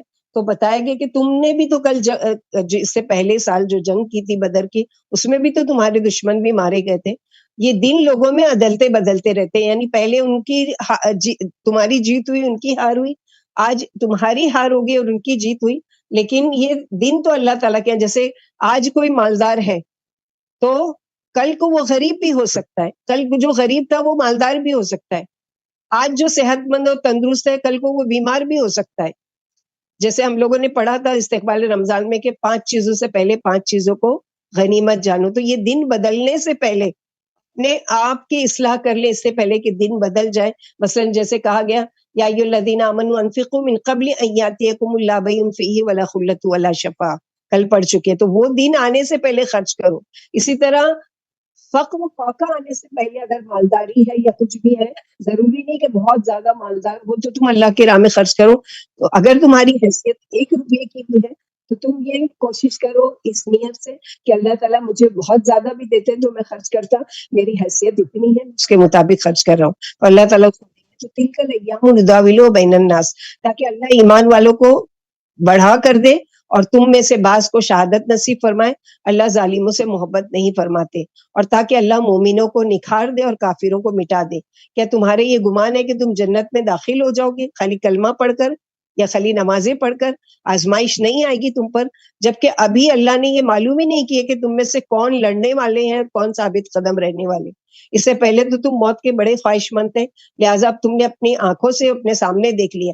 یعنی بعض صحابہ کرام دعا کیا کرتے تھے کہ یعنی ہم، جیسے اللہ کے رسول صلی اللہ علیہ وسلم نے فرمایا دشمن سے بھیڑ جانے کی تمنا نہ کرو، یعنی یہ تمنا نہیں کرو کہ ہم جائیں اور لڑیں، بلکہ اور اللہ سے عافیت مانگتے رہو۔ لیکن جب بھیڑے بغیر چارہ، یعنی لڑے بغیر چارہ ہی نہیں ہے، تو پھر صبر کے ساتھ ڈٹے رہو، یقین مانو تلوار کے سائے میں جنت ہے۔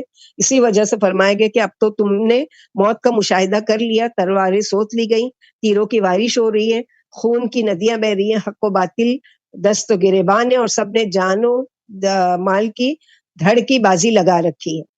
وما محمد الا رسول قد خلت من قبله الرسل افإن مات أو قتل انقلبتم على أعقابكم ومن ينقلب على عقبيه فلن يضر الله شيئا وسيجزي الله الشاكرين وما كان لنفس أن تموت إلا بإذن الله كتابا مؤجلا ومن يرد ثواب الدنيا نؤتيه منها ومن يرد ثواب الآخرة نؤتيه منها وسنجزي الشاكرين وكأي من نبي قاتل معه ربيون كثير فما وهنوا لما أصابهم في سبيل الله وما ضعفوا وما استكانوا والله يحب الصابرين وما كان قولهم إلا أن قالوا ربنا اغفر لنا ذنوبنا وإسرافنا في أمرنا وثبت أقدامنا وانصرنا على القوم الكافرين فآتاهم الله ثواب الدنيا وحسن ثواب الآخرة والله يحب المحسنين۔ اور محمد صلی اللہ علیہ وسلم تو صرف ایک رسول ہیں، آپ سے پہلے بہت سے رسول گزر گئے، اگر آپ فوت ہو جائیں یا شہید کر دیے جائیں تو کیا تم الٹے پاؤں پھر جاؤ گے؟ اور جو الٹے پاؤں پھر جائیں گے وہ اللہ کو کچھ نہیں بگاڑ سکیں گے۔ کوئی شخص اللہ کے حکم کے بغیر مر ہی نہیں سکتا، موت کا ایک مقرر وقت لکھا ہوا ہے، اور جو دنیاوی ثواب چاہے گا ہم اسے دنیا میں سے کچھ دے دیں گے، اور جو آخرت کا ثواب چاہیں گے تو ہم اسے بھی دنیا میں سے دے دیں گے، اور جلد ہی شکر گزاروں کو بدلہ دیں گے۔ بہت سے نبیوں کے ساتھ بڑے تعداد میں اللہ والے لڑے ہیں، پھر انہیں اللہ کی راہ میں جو کچھ مصیبت پہنچی اس سے نہ وہ سست پڑے، کمزور ہوئے اور نہ دبے، اور اللہ کو صبر کرنے والوں سے محبت ہے۔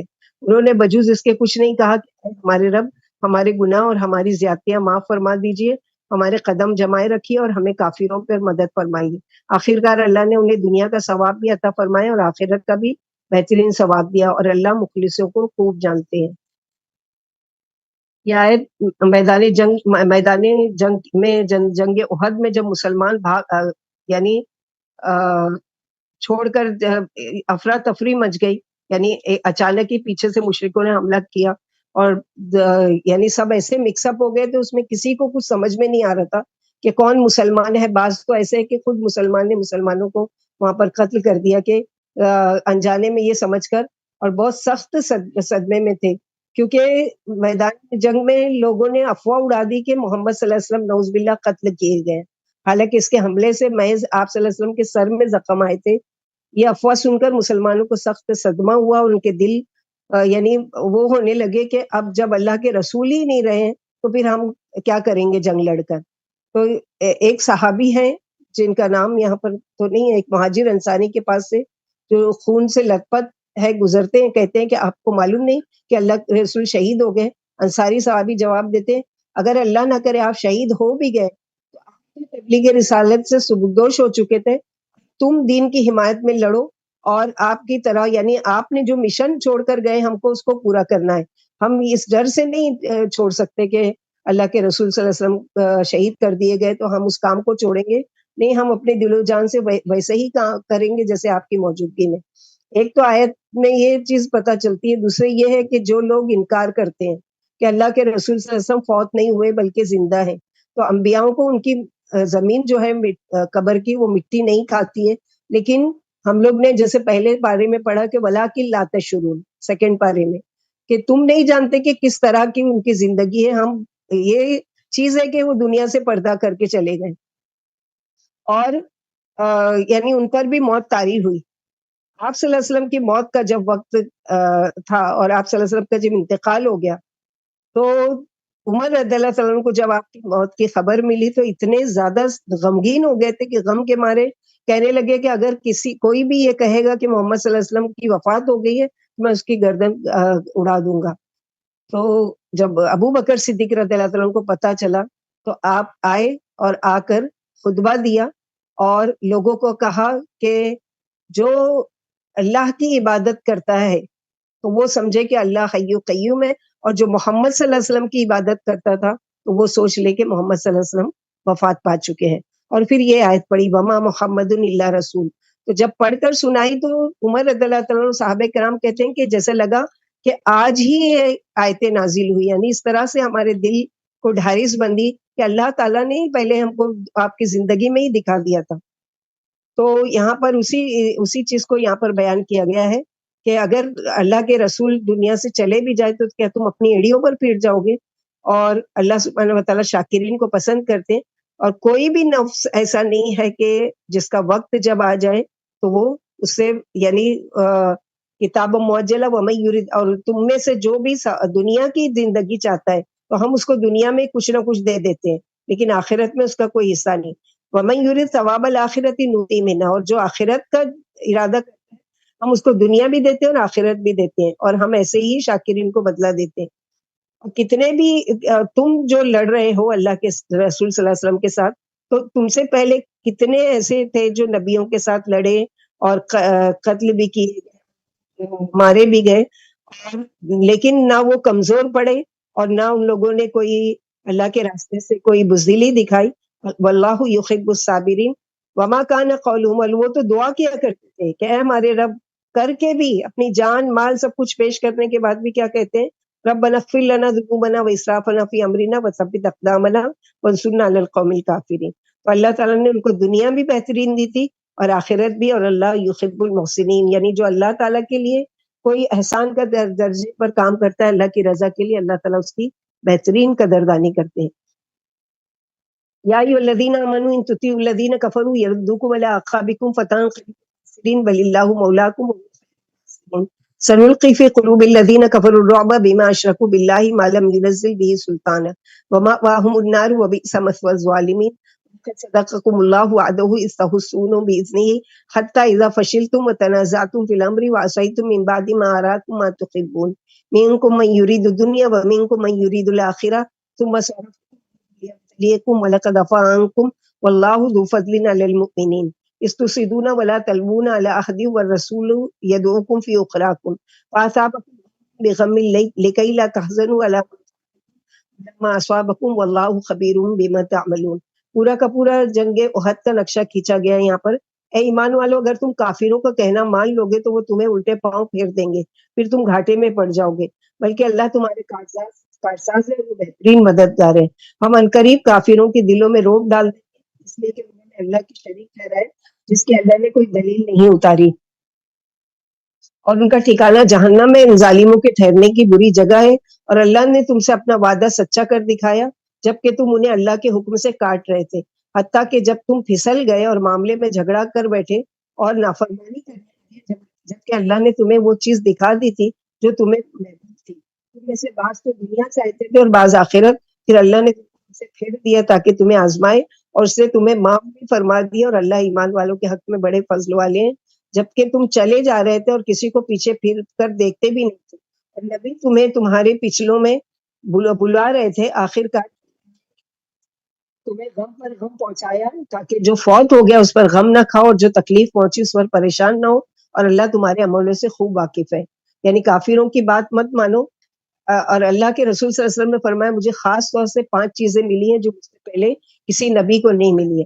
1 مہینے کی مسافت سے دشمن پر میرا روب پڑ جانا، زمین میرے لیے مسجد و پاک بنا دی گئی، میرے لیے مال غنیمت دیا گیا، مجھے شفاعت کبریٰ ملی، اور پہلے نبی اپنی اپنی قوم کی طرف بھیجے جاتے تھے لیکن میں عام لوگوں کی طرف بھیجا گیا ہوں.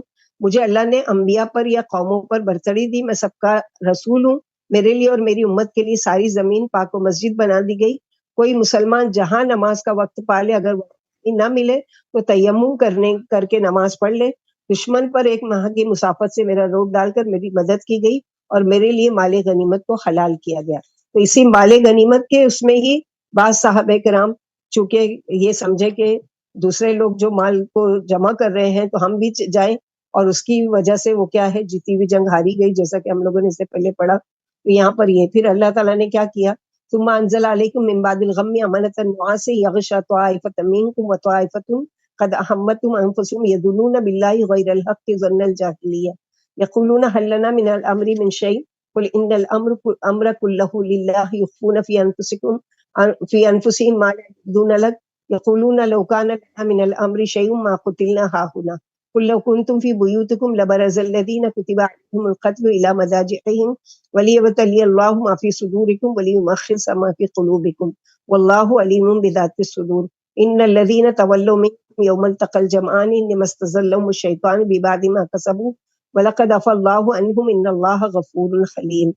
پھر اللہ نے تم پر غم کے چین بھیجا، یعنی اونگ جو تم میں سے ایک گروہ پر تو چھائی ہوئی تھی اور ایک گروہ کو اپنی جانوں ہی کی فکر تھی، جو اللہ پر جھوٹے اور جاہلانہ گمان تراش رہے تھے، کہہ رہے تھے کہ یہ ہمارے اختیار میں کچھ ہے کہ کہہ دیجئے سب کام اللہ کے اختیار میں. یہ وہ باتیں دلوں میں چھپائے ہوئے ہیں جنہیں آپ پر ظاہر نہیں ہونے دیتی. یہ کہتے ہیں اگر ہمارے بس میں کچھ ہوتا تو ہم یہاں مارے نہیں جاتے. کہہ دیجئے اگر تم اپنے گھروں میں بھی ہوتے تو جن کی قسمت میں مارا جانا لکھا جا چکا ہے وہ گھروں سے نکل کر اپنی قتل گاہوں میں خود پہنچ جاتے. اور تاکہ اللہ تمہیں ان باتوں سے آزمائے جو تمہارے سینوں میں ہے اور جو کچھ تمہارے دلوں میں ہے اسے نکھار دے. اور اللہ سینوں کے بھید خوب جانتا ہے. بلا شبہ تم میں سے جو اس دن پھر گئے جس دن وہ 2 جماعتیں میں مقابلہ ہوا، ان کے بعض عملوں سے انہیں شیطان ہی نے پھسلا دیا اور اللہ نے انہیں معاف فرما دیا. بے شک اللہ بڑی بخشش کرنے والے اور انتہائی بردبار ہے. اس آیت میں اللہ نے بندوں پر اپنا ایک احسان جتایا کہ ہم نے میدان جنگ میں بھی تمہیں سکون اور چین بخشا اور مسلمانوں پر اونگ ڈال دی گئی. مسلمان مسلح ہے، دشمن کے مقابلے پر ہے، لیکن چین و اطمینان کا یہ عالم ہے کہ اچانک ان پر اونگ آ گئی. ایسی حالت میں اونگ آ جانا بے خوفی اور امن و عافیت کی علامت ہے. ابو طلحہ رضی اللہ عنہ فرماتے ہیں میں بھی اونگ والوں میں تھا، بار بار میرے ہاتھ سے تلوار چھوٹ کر گر جاتی تھی اور میں سے چوک کر اٹھا لیتا تھا. یعنی یہ اللہ تعالیٰ کی طرف سے سکینہ. زبیر رضی اللہ عنہ فرماتے ہیں ہم اللہ کے ساتھ تھے، جب ہمیں بے حد خوف ہوا تو اللہ نے اونگ اتار دی، ہر شخص کی ٹھوڑی سینے سے جا لگی اور سبھی یعنی غم کے مارے بے چین ہو گئے تھے، زخموں سے چورتے، اور اللہ تعالیٰ نے سکون کی نیند تھوڑی دیر کے لیے کہ پھر سے فریش ہو کر اور پھر سے جنگ کے لیے یہ لوگ تیار ہوئے. تو اسی کا یہاں پر نقشہ کھینچا گیا ہے، یا ایھا الذین آمنوا لا تکونوا کالذین کفروا وقالوا لاخوانہم اذا ضربوا فی الارض او كانوا غزا لو كانوا عندنا ما قتلوا لیجعل اللہ ذلک حسرة فی قلوبہم واللہ یحیی ویمیت واللہ بما تعملون بصیر ولئن قتلتم فی سبیل اللہ او متم لمغفرۃ من اللہ ورحمۃ خیر مما یجمعون ولئن متم او قتلتم لإلی اللہ تحشرون. اے ایمان والوں، کافروں کی طرح نہ ہو جانا کہ جب وہ سفر یا جہاد کے لیے نکلتے ہیں تو اپنے بھائیوں سے کہتے ہیں اگر ہمارے پاس ہوتے تو نہ مرتے اور نہ مارے جاتے، تاکہ اس سے اللہ کے دلوں میں حسرت، ان کے دلوں میں حسرت پیدا کر دے. اللہ ہی زندہ کرتے ہیں اور مارتے ہیں اور اللہ تمہارے عمل خوب دیکھ رہے ہیں.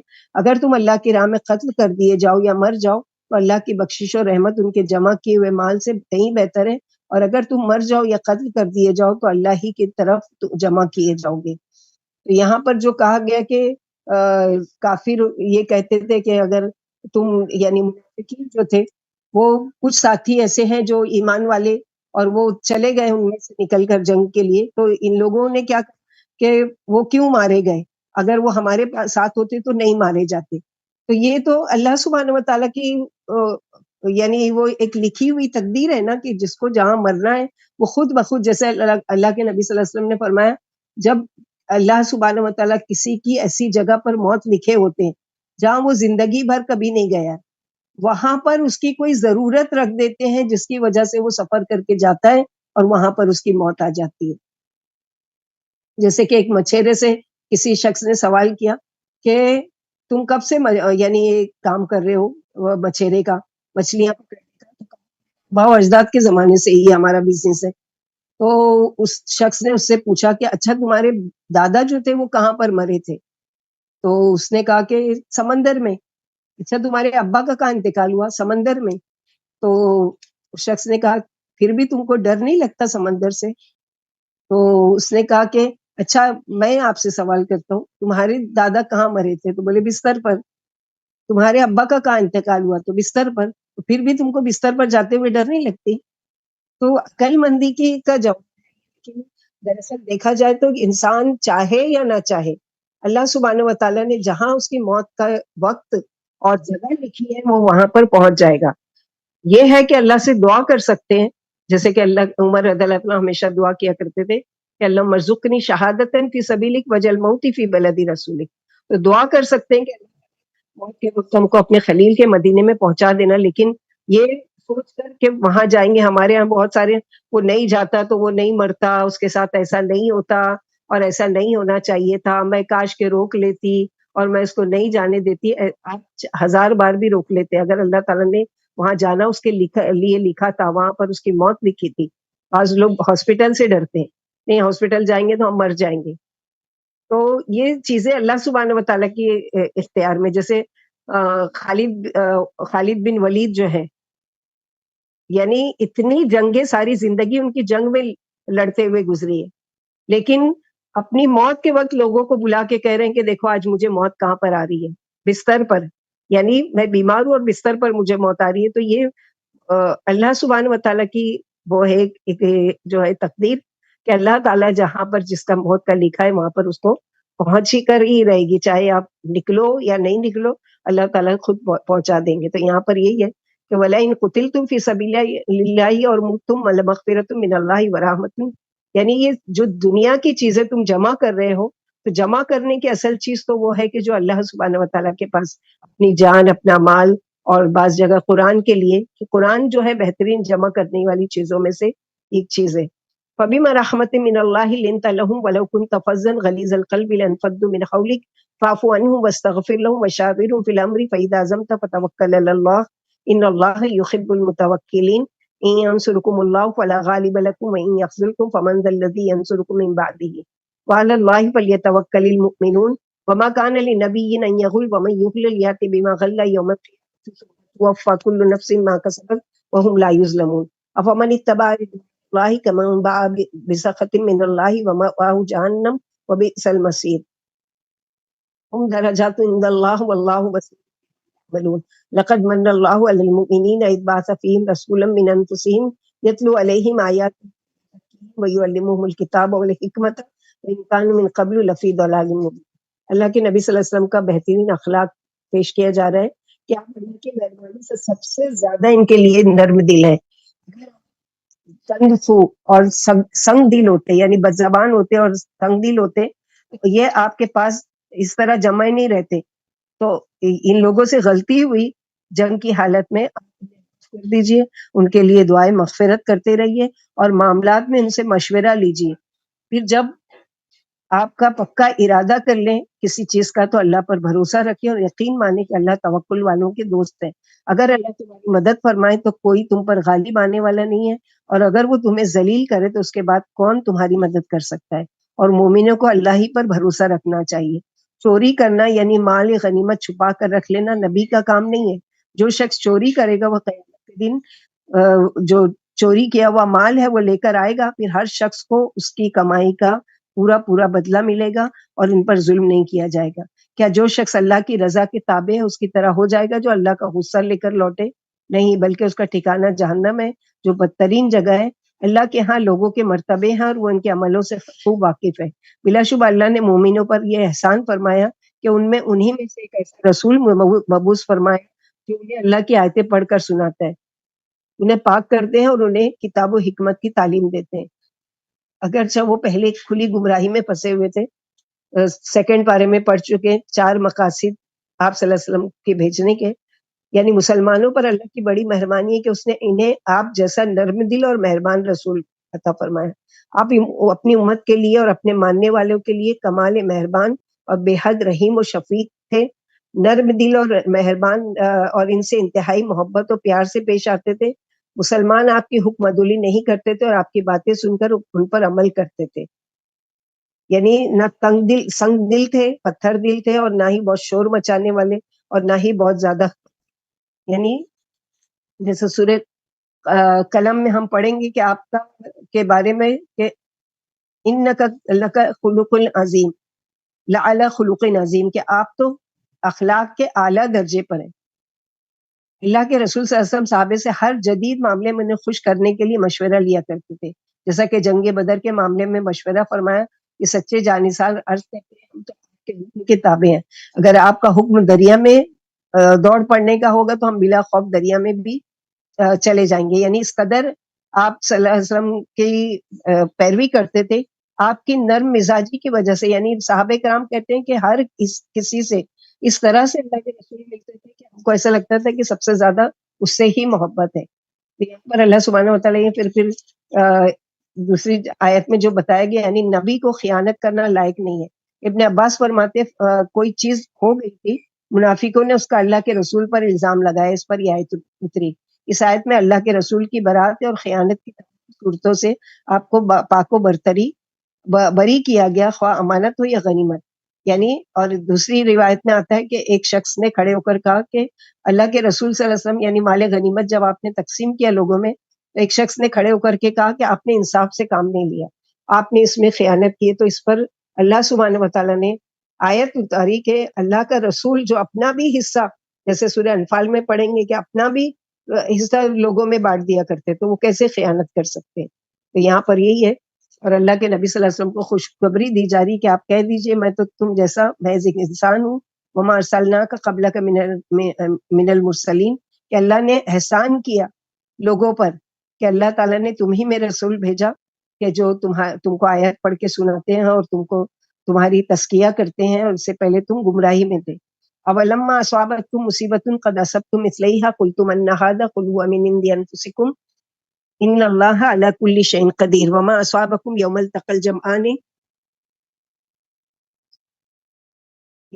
الجمعان فبإذن الله وليعلم المؤمنين وليعلم الذين نافقوا وقيل لهم تعالوا قاتلوا في سبيل الله أو ادفعوا قالوا لو نعلم قتالا لاتبعناكم هم للكفر يومئذ أقرب منهم للإيمان يقولون بأفواههم ما ليس في قلوبهم والله أعلم بما يكتمون الذين قالوا لإخوانهم وقعدوا لو أطاعونا ما قتلوا قل فادرؤوا عن انفسکم الموت ان کنتم صادقین، کیا جب تم پر کوئی مصیبت آئے جبکہ تم اس سے دگنی مصیبت دشمن کو بھی پہنچا چکے ہو تو تم کہنے لگتے ہو یہ کہاں سے ہے؟ یہ کہہ دیجئے یہ تمہاری طرف سے آئی، یقین مانو اللہ ہر چیز پر خوب قادر ہے، اور دو جماعتوں کے بیچ جانے والے دن تم پر جو مصیبت آئی وہ اللہ کے حکم سے آئی، تاکہ اللہ مومنوں اور منافقوں کو جان لے۔ ان سے کہا گیا کہ آؤ، منافقوں سے کہ آؤ اور اللہ کی راہ میں لڑو یا دشمن کو دفاع کرو، تو بولے اگر ہم کوئی ڈھنگ کی جنگ دیکھتے تو ضرور تمہارا ساتھ دیتے۔ یہ اس دن ایمان کی بنسبت کفر سے زیادہ قریب تھے، یہ ایسی باتیں اپنے منہ سے نکالتے ہیں جو ایمان جو ان کے دلوں میں نہیں ہے، اور یہ جو کچھ چھپا رہے ہیں اسے اللہ خوب جانتے ہیں۔ یہ وہ ہیں جو اپنے بھائیوں کے بارے میں بیٹھے ہوئے باتیں بنا رہے ہیں کہ اگر ہمارا کہنا مانتے تو مارے نہیں جاتے۔ کہہ دیجئے اگر تم سچے ہو تو اب اپنی باتوں میں یعنی اگر تم سچے ہو تو اپنی ذاتوں میں یعنی اپنے آپ کو بھی موت سے روک کر دکھاؤ۔ اور حد کی مصیبت کے یہاں بیان کہ مسلمانوں پر یہ مصیبت آئی کہ 70 شہید ہوئے اور اکثر زخمی ہوئے، خود اللہ کے رسول بھی اللہ کے رسول بھی زخمی کر دیے گئے، جو سب سے بڑی مصیبت کی۔ فرمایا تمہیں کیا فکر، اس سے پہلے تم دشمن کو دگنی مصیبت میں مبتلا کر چکے ہو۔ 70 سرغنہ کفار مارے جا چکے اور 70 کو گرفتار کیا جا چکا، تم گھبرا کر کیوں کہتے ہو کہ ہم پر مصیبت کیوں ٹوٹی؟ کیا تمہیں معلوم نہیں کہ مصائب تمہاری غلطیوں، حکمتولیوں اور نافرمانیوں کے نتائج ہیں؟ عمر رضی اللہ تعالیٰ فرماتے جب آئندہ سال جنگ احد ہوئی تو فدیہ لے کر بدر کے موقع پر جو 70 اسیر چھوڑ دیے گئے تھے ان کے چھوڑنے کی سزا بھگتنی پڑی۔ 70 صحابی شہید ہوئے، میدان جنگ سے پاؤں اکھڑے، نبی صلی اللہ علیہ وسلم کے دندان مبارک شہید ہوئے، خود کی کیلیں پیشانی میں گھسی، اور قافلہ سالار امت کا مقدس خون بہا، مصیبت تمہاری ہی لائی ہوئی تھی۔ تو یہاں پر اللہ سبحانہ وتعالیٰ یہ بتا رہے ہیں کہ وَلَا تَحْسَبَنَّ الَّذِينَ قُتِلُوا فِي سَبِيلِ اللَّهِ أَمْوَاتًا بَلْ أَحْيَاءٌ عِندَ رَبِّهِمْ يُرْزَقُونَ فَرِحِينَ بِمَا آتَاهُمُ اللَّهُ مِنْ فَضْلِهِ وَيَسْتَبْشِرُونَ بِالَّذِينَ لَمْ يَلْحَقُوا بِهِمْ مِنْ خَلْفِهِمْ أَلَّا خَوْفٌ عَلَيْهِمْ وَلَا هُمْ يَحْزَنُونَ يَسْتَبْشِرُونَ بِنِعْمَةٍ مِّنَ اللَّهِ وَفَضْلٍ وَأَنَّ اللَّهَ لَا يُضِيعُ أَجْرَ الْمُؤْمِنِينَ الَّذِينَ اسْتَجَابُوا لِلَّهِ وَرَسُولِهِ مِنْ بَعْدِ مَا أَصَابَهُمُ الْقَرْحُ لِلَّذِينَ أَحْسَنُوا مِنْهُمْ وَاتَّقَوْا أَجْرٌ عَظِيمٌ الذين قال لهم الناس إن الناس قد جمعوا لكم فاخشوهم فزادهم إيمانا وقالوا حسبنا الله ونعم الوكيل فانقلبوا بنعمة من الله وفضل لم يمسسهم سوء واتبعوا رضوان الله والله ذو فضل عظيم إنما ذلكم الشيطان يخوف أولياءه فلا تخافوهم وخافوني إن كنتم مؤمنين۔ جو اللہ کی راہ میں مارے جاتے ہیں انہیں ہرگز مردہ نہ سمجھو، سورہ بقرہ کی 2 پارے میں بھی پڑھ چکے، بلکہ وہ زندہ ہیں، انہیں ان کے رب کے پاس روزی دی جاتی ہے، اور اللہ نے اپنا جو فضل انہیں دے رکھا ہے اس میں مگن ہے، اور ان کی طرف سے خوش ہوتے ہیں جو ان کے بعد ابھی ان سے نہیں ملے، کہ ان پر بھی کسی طرح کا خوف آنے والا نہیں، اور نہ دنیا کے چھوٹ جانے کا غم لاحق ہونے والا ہے۔ وہ اللہ کے فضل و نعمت سے مسرور ہے، اور اس سے بھی کہ اللہ مومنوں کا اجر ضائع نہیں فرماتے، جنہوں نے اپنے زخمی ہو جانے کے بعد اللہ کی اور اس کے رسول کی اطاعت کی، ان میں سے اخلاص والوں کو بہت بڑا ثواب ہے۔ وہ جن سے لوگوں نے کہا کہ لوگ اہل قریشی نے تمہارے واسطے بہت کچھ جمع کر رکھا ہے لہٰذا ان سے ڈر جاؤ، لیکن اس نے ان کا ایمان بڑھا دیا اور انہوں نے کہا ہمیں اللہ کافی ہے، وہ بہترین کارساز ہے۔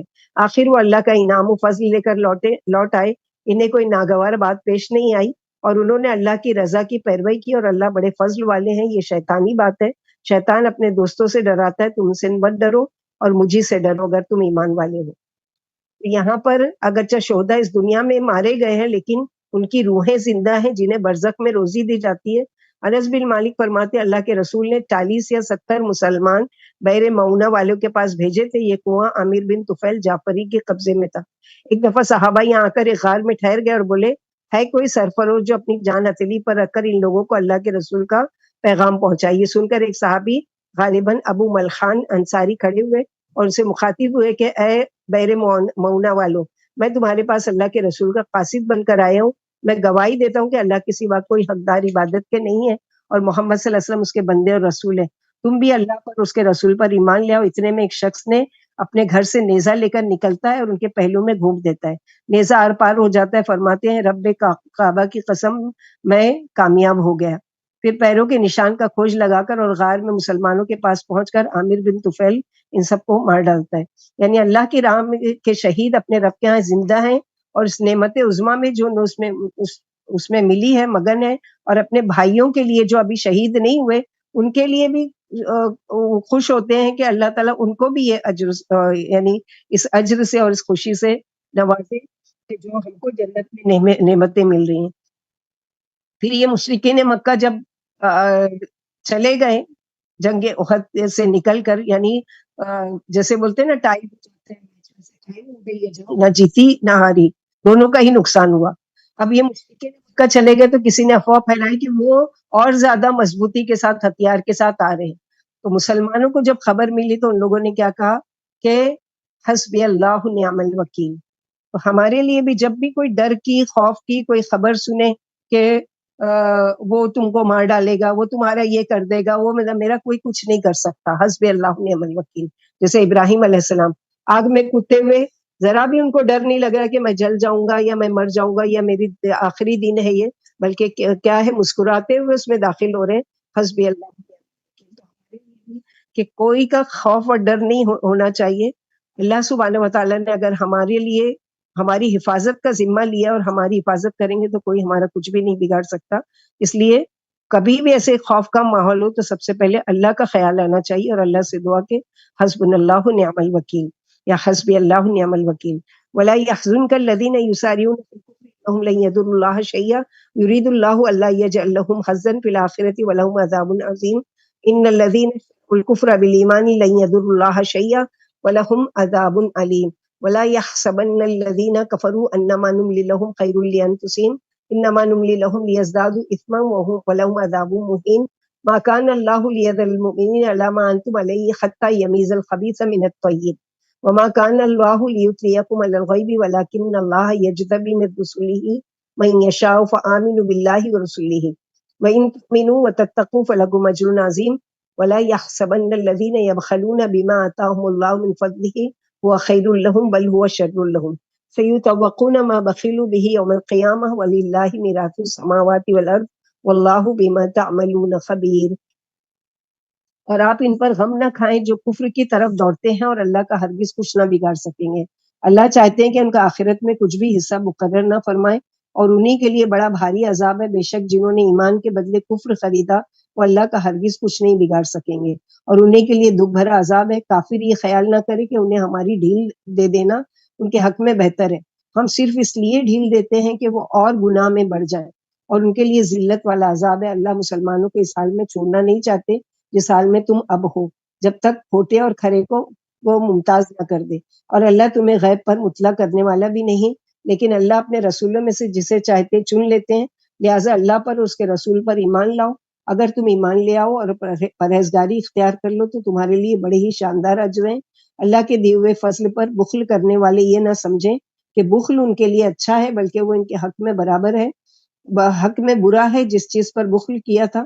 قیامت کے دن اسی کا انہیں توق پہنایا جائے گا اور آسمان و زمین کی میراث اللہ ہی کے لیے، اللہ تمہارے عملوں سے خوب واقف ہے۔ یعنی اگر کافر کفر میں سبقت کرتے ہیں تو کریں، آپ کو کیا غم، آپ کیوں رنجیدہ ہوتے ہیں؟ آپ کا کام ہے محض پہنچا دینا، لوگوں تک کی خیر خواہی کرنا، باقی ہدایت کی طرف وہ نہیں آتے تو اللہ تعالیٰ ان سے پوچھیں گے۔ تو اللہ سبحانہ وتعالیٰ نے جو جنگ ان پر مسلط کی یا جو دشمنوں کے ذریعے شکست اور ہار ہوئی اور یہ ساری، تو یہ اللہ سبحانہ وتعالیٰ دیکھنا چاہتے ہیں کہ کون سچا ہے کہ واقعی مصیبت کے بعد بھی جمع رہتا ہے اور کون جو ہے وہ کہ اپنی ایڑیوں پر پھر جاتا ہے۔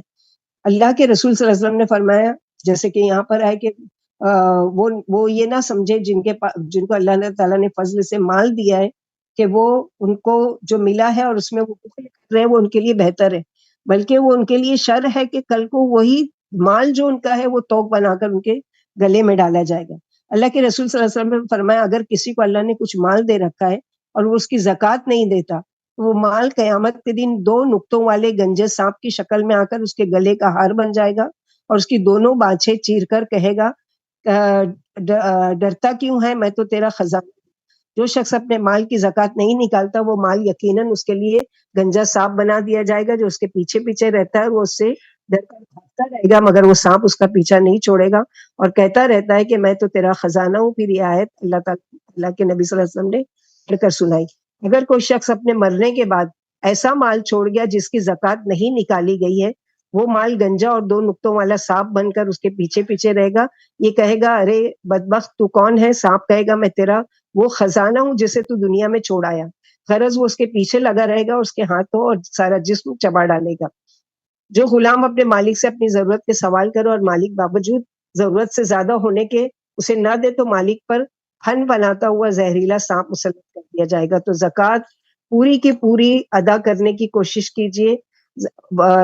یعنی اپنی اس حساب سے بھی اگر تھوڑا زیادہ دینا پڑے تو کوئی مشکل نہیں ہے، لیکن اس میں بخل نہیں کرنا ہے، کیونکہ زکوٰۃ کیا ہے؟ مال کا تزکیہ ہے، مال کو پاک کرنے والا ہے. لہٰذا فرض کر دی گئی صاحب نصاب کو پہنچ جائے کہ جن کے پاس اتنا سونا ہو، 7.5 تولہ سونا یا 52 تولہ چاندی، یا پھر اتنی قیمت کا پیسہ رکھا ہے اور اس کو سال گزر گیا ہے، اب اس کو چاہیے کہ وہ ضرور زکوٰۃ، وہ زکوٰۃ میں بخل کرتا ہے اور اپنی زکوٰۃ نہیں نکالتا ہے اپنے مال کی، تو یاد رکھے کہ دنیا میں بھی اس کی سزا ہے کہ اس کا مال کی کوئی گارنٹی نہیں ہے یا کھو جائے یا تباہ و برباد ہو جائے، اور آخرت میں تو اتنی بڑی سزا ہے کہ ایک گلے میں سانپ کی طرح ٹوک ڈال کر اس کے گلے میں لٹکایا جائے گا اور وہ خود کہے گا کہ میں تیرا مال ہوں، وہ مال جس کی تو زکوٰۃ ادا نہیں کرتا تھا. تو اللہ تعالیٰ ہم لوگوں کو پوری پوری زکوٰۃ ادا کرنے کی توفیق عطا فرمائے. لقد سمع اللہ قول الذین قالوا ان اللہ فقیر ونحن اغنیاء سنکتب ما قالوا وقتلهم الانبیاء بغیر حق ونقول ذوقوا عذاب الحریق ذلك بما قدمت ایدیکم وان اللہ لیس بظلام للعبید الذین قالوا ان اللہ عہد الینا الا نؤمن لرسول حتی یأتینا بقربان تأکلہ النار قل قد جاءکم رسل من قبلی بالبینات وبالذی قلتم فلم قتلتموہم ان کنتم صادقین فإن كذبوك فقد كذب رسل من قبلك جاءوا بالبينات والزبر والکتاب المنیر. اللہ نے ان کی بات سن لی جنہوں نے کہا کہ اللہ فقیر اور ہم مالدار ہیں، یعنی منافقین اور مشرکین. جب ان سے کہا جاتا تھا کہ اللہ کی راہ میں خرچ کرو تو کیا کہتے تھے کہ نعوذ باللہ اللہ فقیر ہے کہ ہم سے مال مانگتا ہے. تو یہاں پر اللہ تعالیٰ یہ کہہ رہے ہیں کہ اللہ تعالیٰ نے سن لی ان کی باتیں، ہم ان کی بات لکھ کر رکھ رہے ہیں، ان کا نبیوں کو ناحق قتل کرنا بھی لکھ لیں گے اور کہیں گے کہ جلنے والا عذاب چکھو، یہ اس کا بدلہ ہے جو تمہارے ہاتھوں نے آگے بھیجا، اور اللہ بندوں پر ظلم نہیں کرتے. وہ لوگ جنہوں نے کہا کہ اللہ نے ہم سے اقرار لے لیا ہے کہ ہم کسی نبی پر ایمان نہ لائے جب تک کہ وہ ایسی قربانی نہ لائے جسے آگ کھا جائے.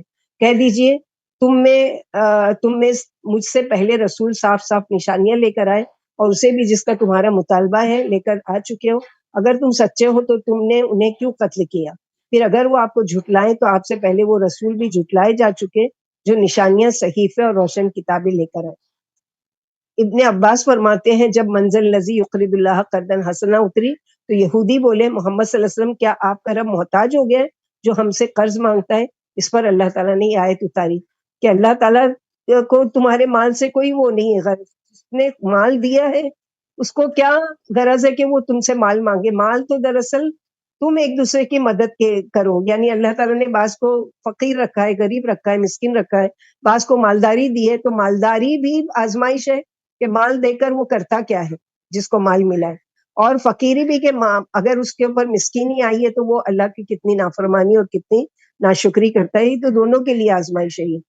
کل نفس ذائقۃ الموت وانما توفون اجورکم یوم القیامہ فمن زحزح عن النار وادخل الجنۃ فقد فاز وما الحیاۃ الدنیا الا متاع الغرور لتبلون فی اموالکم وانفسکم ولتسمعن من الذین اوتوا الکتاب من قبلکم ومن الذین اشرکوا اذى کثیرا وان تصبروا وتتقوا فان ذلک من عزم الامور.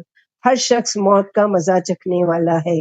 کئی مرتبہ یہ آیتیں آئیں گی کہ کوئی بھی نہیں ہے، کلو من علیہا فان ویبقی وجہ ربک ذو الجلال والاکرام. جتنی بھی چیزیں، جانور ہے، جن ہے، انسان ہے، پرند ہے، چرند ہے، جتنے بھی ہیں سب کو موت کا مزہ چکھنا ہے. پھر اس کے بعد اللہ سبحانہ وتعالیٰ جو ہے کہ صرف اور صرف ساری زمین کے لوگ ختم ہو چکے ہوں گے، سارے جاندار ختم ہو چکے ہوں گے سوائے اللہ کی ذات جو باقی رہنے والی ہے، کیونکہ حی قیوم ہے کہ وہ ہمیشہ قائم رہنے والے ہیں. پہلے بھی تھے جب کچھ بھی نہیں تھا، اور بعد میں جب کچھ بھی نہیں ہوگا تب بھی اللہ کی ذات باقی ہوگی. قیامت کے دن تمہارے اجر ضرور پورے ملیں گے. پھر جو آگ سے دور ہٹا دیا گیا اور جنت میں داخل کر دیا گیا وہ کامیاب ہو گیا، اور دنیاوی زندگی محض دھوکے کی والی متاع ہے تم یقیناً اپنے مالوں اور جانوں میں آزمائے جاؤ گے، اور تم ضرور اہل کتاب سے جو تم سے پہلے کتاب دیے گئے اور مشرکوں سے بہت کچھ فحش سنو گے، اور اگر تم صبر کرو اور پرہیزگار رہو تو یہ ہمت والے کاموں میں سے۔ یعنی موت ہر شخص کو ہے، وہ زندگی موت کے آنے کی خبر دیتا ہے۔ ہر شخص فنا ہونے والا ہے، بس آپ کے رب کی ذات باقی رہے گی جو صاحب جلال عزت ہے۔ انسانوں اور جنوں کی طرح عام فرشتے اور عرش اٹھانے والے فرشتے سب کے سب فنا ہو جائیں گے، سب کو موت آ جائے گی۔ دوام و بقا کسی کو نہیں ہے سوائے اللہ کی ذات کے۔ تو یہاں پر یہی ہے، پھر اصل چیز کیا ہے کہ جو قیامت کا دن ہے وہ پورا پورا بدلہ دیے جانے کا دن ہے۔ اگر اس دن جو آگ سے بچا لیا گیا اور جنت میں داخل کیا گیا، دراصل یہی کامیابی، کیونکہ یہ دنیا کی زندگی کیا ہے، دھوکے کا سامان ہے، تھوڑے دن کا ہے۔ اس میں آزمائشیں بھی آئیں گی، جانوں سے، مالوں سے، لوگوں کی باتوں سے، ہر چیز سے، لیکن اس خوشخبری ہے ان کے لیے جو صبر سے اس پر جمے رہتے ہیں۔ اللہ کے رسول صلی اللہ علیہ وسلم نے فرمایا جنت کی 42 جگہ بھی دنیا اور مافیا سے کہیں بڑھ کر ہے۔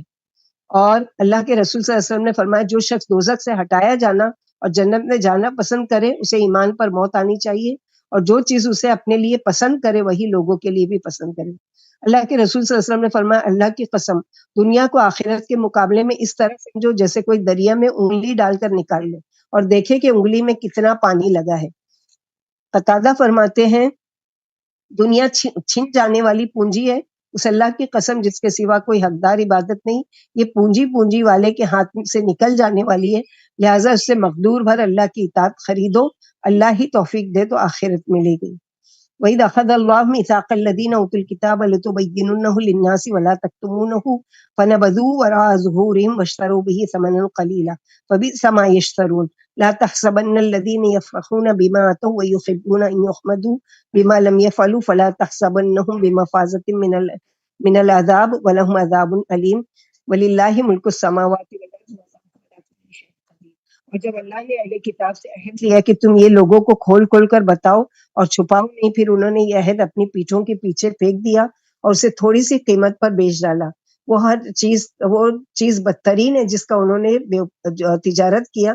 آپ ان لوگوں کو جو اپنے کیے ہوئے کاموں پر خوش ہوتے ہیں اور اپنے کرتوتوں پر تعریف چاہتے ہیں عذاب سے محفوظ نہ جانے، انہی کے لیے دردناک عذاب ہے۔ اور آسمان و زمین پر اللہ ہی کی بادشاہت ہے اور وہ ہر چیز پر قادر ہے۔ اس آیت میں اہل کتاب کی مذمت ہے اور انہیں ڈانٹا گیا ایک طرح سے کہ ان سے انبیاء کی زبانی رحمت عالم پر ایمان کا عہد لیا گیا تھا کہ رسول آئیں گے تو ان کو ضرور مانو گے، اور یہ بھی اقرار کر چکے تھے آپ کا ذکر خیر لوگوں میں پھیلاتے رہیں گے، لوگوں کو آپ کی اطاعت پر آمادہ کرنے میں سرگرم رہیں گے، اور جب رسول آ گئے تشریف لائے تو اس کے یعنی بالکل بھی اپوزٹ، یعنی ان کے دشمن بن چکے ہو۔ تو یہاں پر وہی بتایا جا رہا ہے۔ اور ریاکاروں اور شیخی خوروں کی مذمت، یعنی اس آیت میں ریاکاروں اور شیخی خوروں کی مذمت ہے جو بلا علم کے مسئلے بگارا کرتے ہیں۔ اللہ کے رسول صلی اللہ علیہ وسلم نے فرمایا جس نے مالدار بننے کے لیے کوئی جھوٹا دعویٰ کیا اسے کمی ہی نصیب ہوگی۔ جو کسی ایسی چیز سے جو اس کے پاس نہ ہو آسودگی جتائے، اس کی مثال دو جھوٹے کپڑے پہننے والوں کی ہے۔ پھر فرمایا کہ آپ انہیں عذاب سے محفوظ نہ سمجھے، انہیں عذاب ضرور دیا جائے گا، یعنی اللہ کے وہاں ان کی پکڑ ہے۔ آگے کی 10 آیتیں جو ہیں وہ اللہ کے رسول صلی اللہ علیہ وسلم کی سنت تھی کہ وہ آپ جب تہجد کے لیے اٹھتے تھے تو آسمان کی طرف چہرہ کر کے اور ان فی خلق السماوات پڑھتے تھے۔ آپ سب کے لیے بھی ہے کہ ایک ایک آیتیں جو امپورٹنٹ ہے، جیسے کل ہم نے پڑھا تھا کہ سورہ بقرہ کی آخری 2 آیتیں ضرور یاد کیجئے، حفظ ہونا چاہیے تاکہ اس کو نمازوں میں پڑھ سکیں۔ اسی طرح یہ 10 آیتیں ہیں، اس کے علاوہ سورہ بقرہ کی پہلی آیتیں ہیں، آیت الکرسی ہے۔ یہ ساری چیزیں کیا ہے کہ اللہ سبحانہ وتعالیٰ کی پسندیدہ، یعنی پورا کا پورا قرآن پسندیدہ ہے، لیکن کچھ خاص چیزیں جس کا اللہ کے نبی صلی اللہ علیہ وسلم نے ذکر کیا ہے کہ یہ پڑھ لو، اس کا یہ اور ثواب ہے، اور اس کا یہ، جیسے یہ آیتیں پڑھنے کے بعد پھر اللہ تعالیٰ آسمانی دنیا پر موجود ہوتے ہیں تو اللہ سے جو بھی دعا مانگی جائے اللہ تعالیٰ قبول کرتے ہیں۔ إِنَّ فِي خَلْقِ السَّمَاوَاتِ وَالْأَرْضِ وَاخْتِلَافِ اللَّيْلِ وَالنَّهَارِ لَآيَاتٍ لِأُولِي الْأَلْبَابِ الَّذِينَ يَذْكُرُونَ اللَّهَ قِيَامًا وَقُعُودًا وَعَلَىٰ جُنُوبِهِمْ وَيَتَفَكَّرُونَ فِي خَلْقِ السَّمَاوَاتِ وَالْأَرْضِ رَبَّنَا مَا خَلَقْتَ هَٰذَا بَاطِلًا سُبْحَانَكَ فَقِنَا عَذَابَ النَّارِ رَبَّنَا إِنَّكَ مَن تُدْخِلِ النَّارَ فَقَدْ أَخْزَيْتَهُ وَمَا لِلظَّالِمِينَ مِنْ أَنصَارٍ رَبَّنَا إِنَّنَا سَمِعْنَا مُنَادِيًا يُنَادِي لِلْإِيمَانِ أَنْ آمِنُوا بربكم فآمنا ربنا فاغفر لنا ذنوبنا وكفر عنا سيئاتنا وتوفنا مع الأبرار ربنا وآتنا ما وعدتنا علی رسولک ولا تخزنا یوم القیامہ انک لا تخلف المیعاد۔ یقین مانو آسمانوں اور زمین کی پیدائش اور دن رات کے آنے جانے میں عقل والوں کے لیے بڑی بڑی نشانیاں ہیں، جو کھڑے بیٹھے اور کروٹوں پر لیٹ کر اللہ کو یاد کرتے رہتے ہیں اور آسمانوں اور زمین کی پیدائش میں غور کرتے رہتے ہیں۔ اے ہمارے رب، آپ نے یہ عالم بیکار نہیں بنایا، آپ پاک ہیں، ہمیں آگ کے عذاب سے بچائیے۔ اے ہمارے رب، آپ نے جسے آگ میں داخل کر دیا اسے آپ نے ذلیل کر دیا اور ظالموں کا کوئی حمایتی نہیں۔ اے ہمارے رب، ہم نے سن لیا کہ ایک اعلان کرنے والا ایمان کا اعلان کر رہا تھا کہ اپنے رب پر ایمان لے آؤ، سو ہم ایمان لے آئے، اور اے ہمارے رب ہمارے گناہ معاف فرما دیجیے، ہم سے ہماری برائیاں مٹا دیجیے اور ہمیں نیکوں کے ساتھ اٹھائیے۔ اے ہمارے رب، ہمیں وہ عطا کیجیے جس کا آپ نے اپنے رسول کی زبانی وعدہ کیا ہے، اور ہمیں قیامت کی رسوائی سے بچائیے، بلا شبہ آپ وعدہ خلافی نہیں کرتے۔ خوبصورت قرآنی دعاؤں میں سے ہے یہ بہترین۔ تو تفکر یعنی ایسا غور و فکر جو کسی چیز کو اس کی حقیقت تک پہنچنے میں مدد کرتا ہے، اور کس نتیجے پر پہنچتے ہیں کہ اللہ آپ نے یہ سب بیکار نہیں کیا ہے، یعنی بیکار نہیں پیدا کیا ہے۔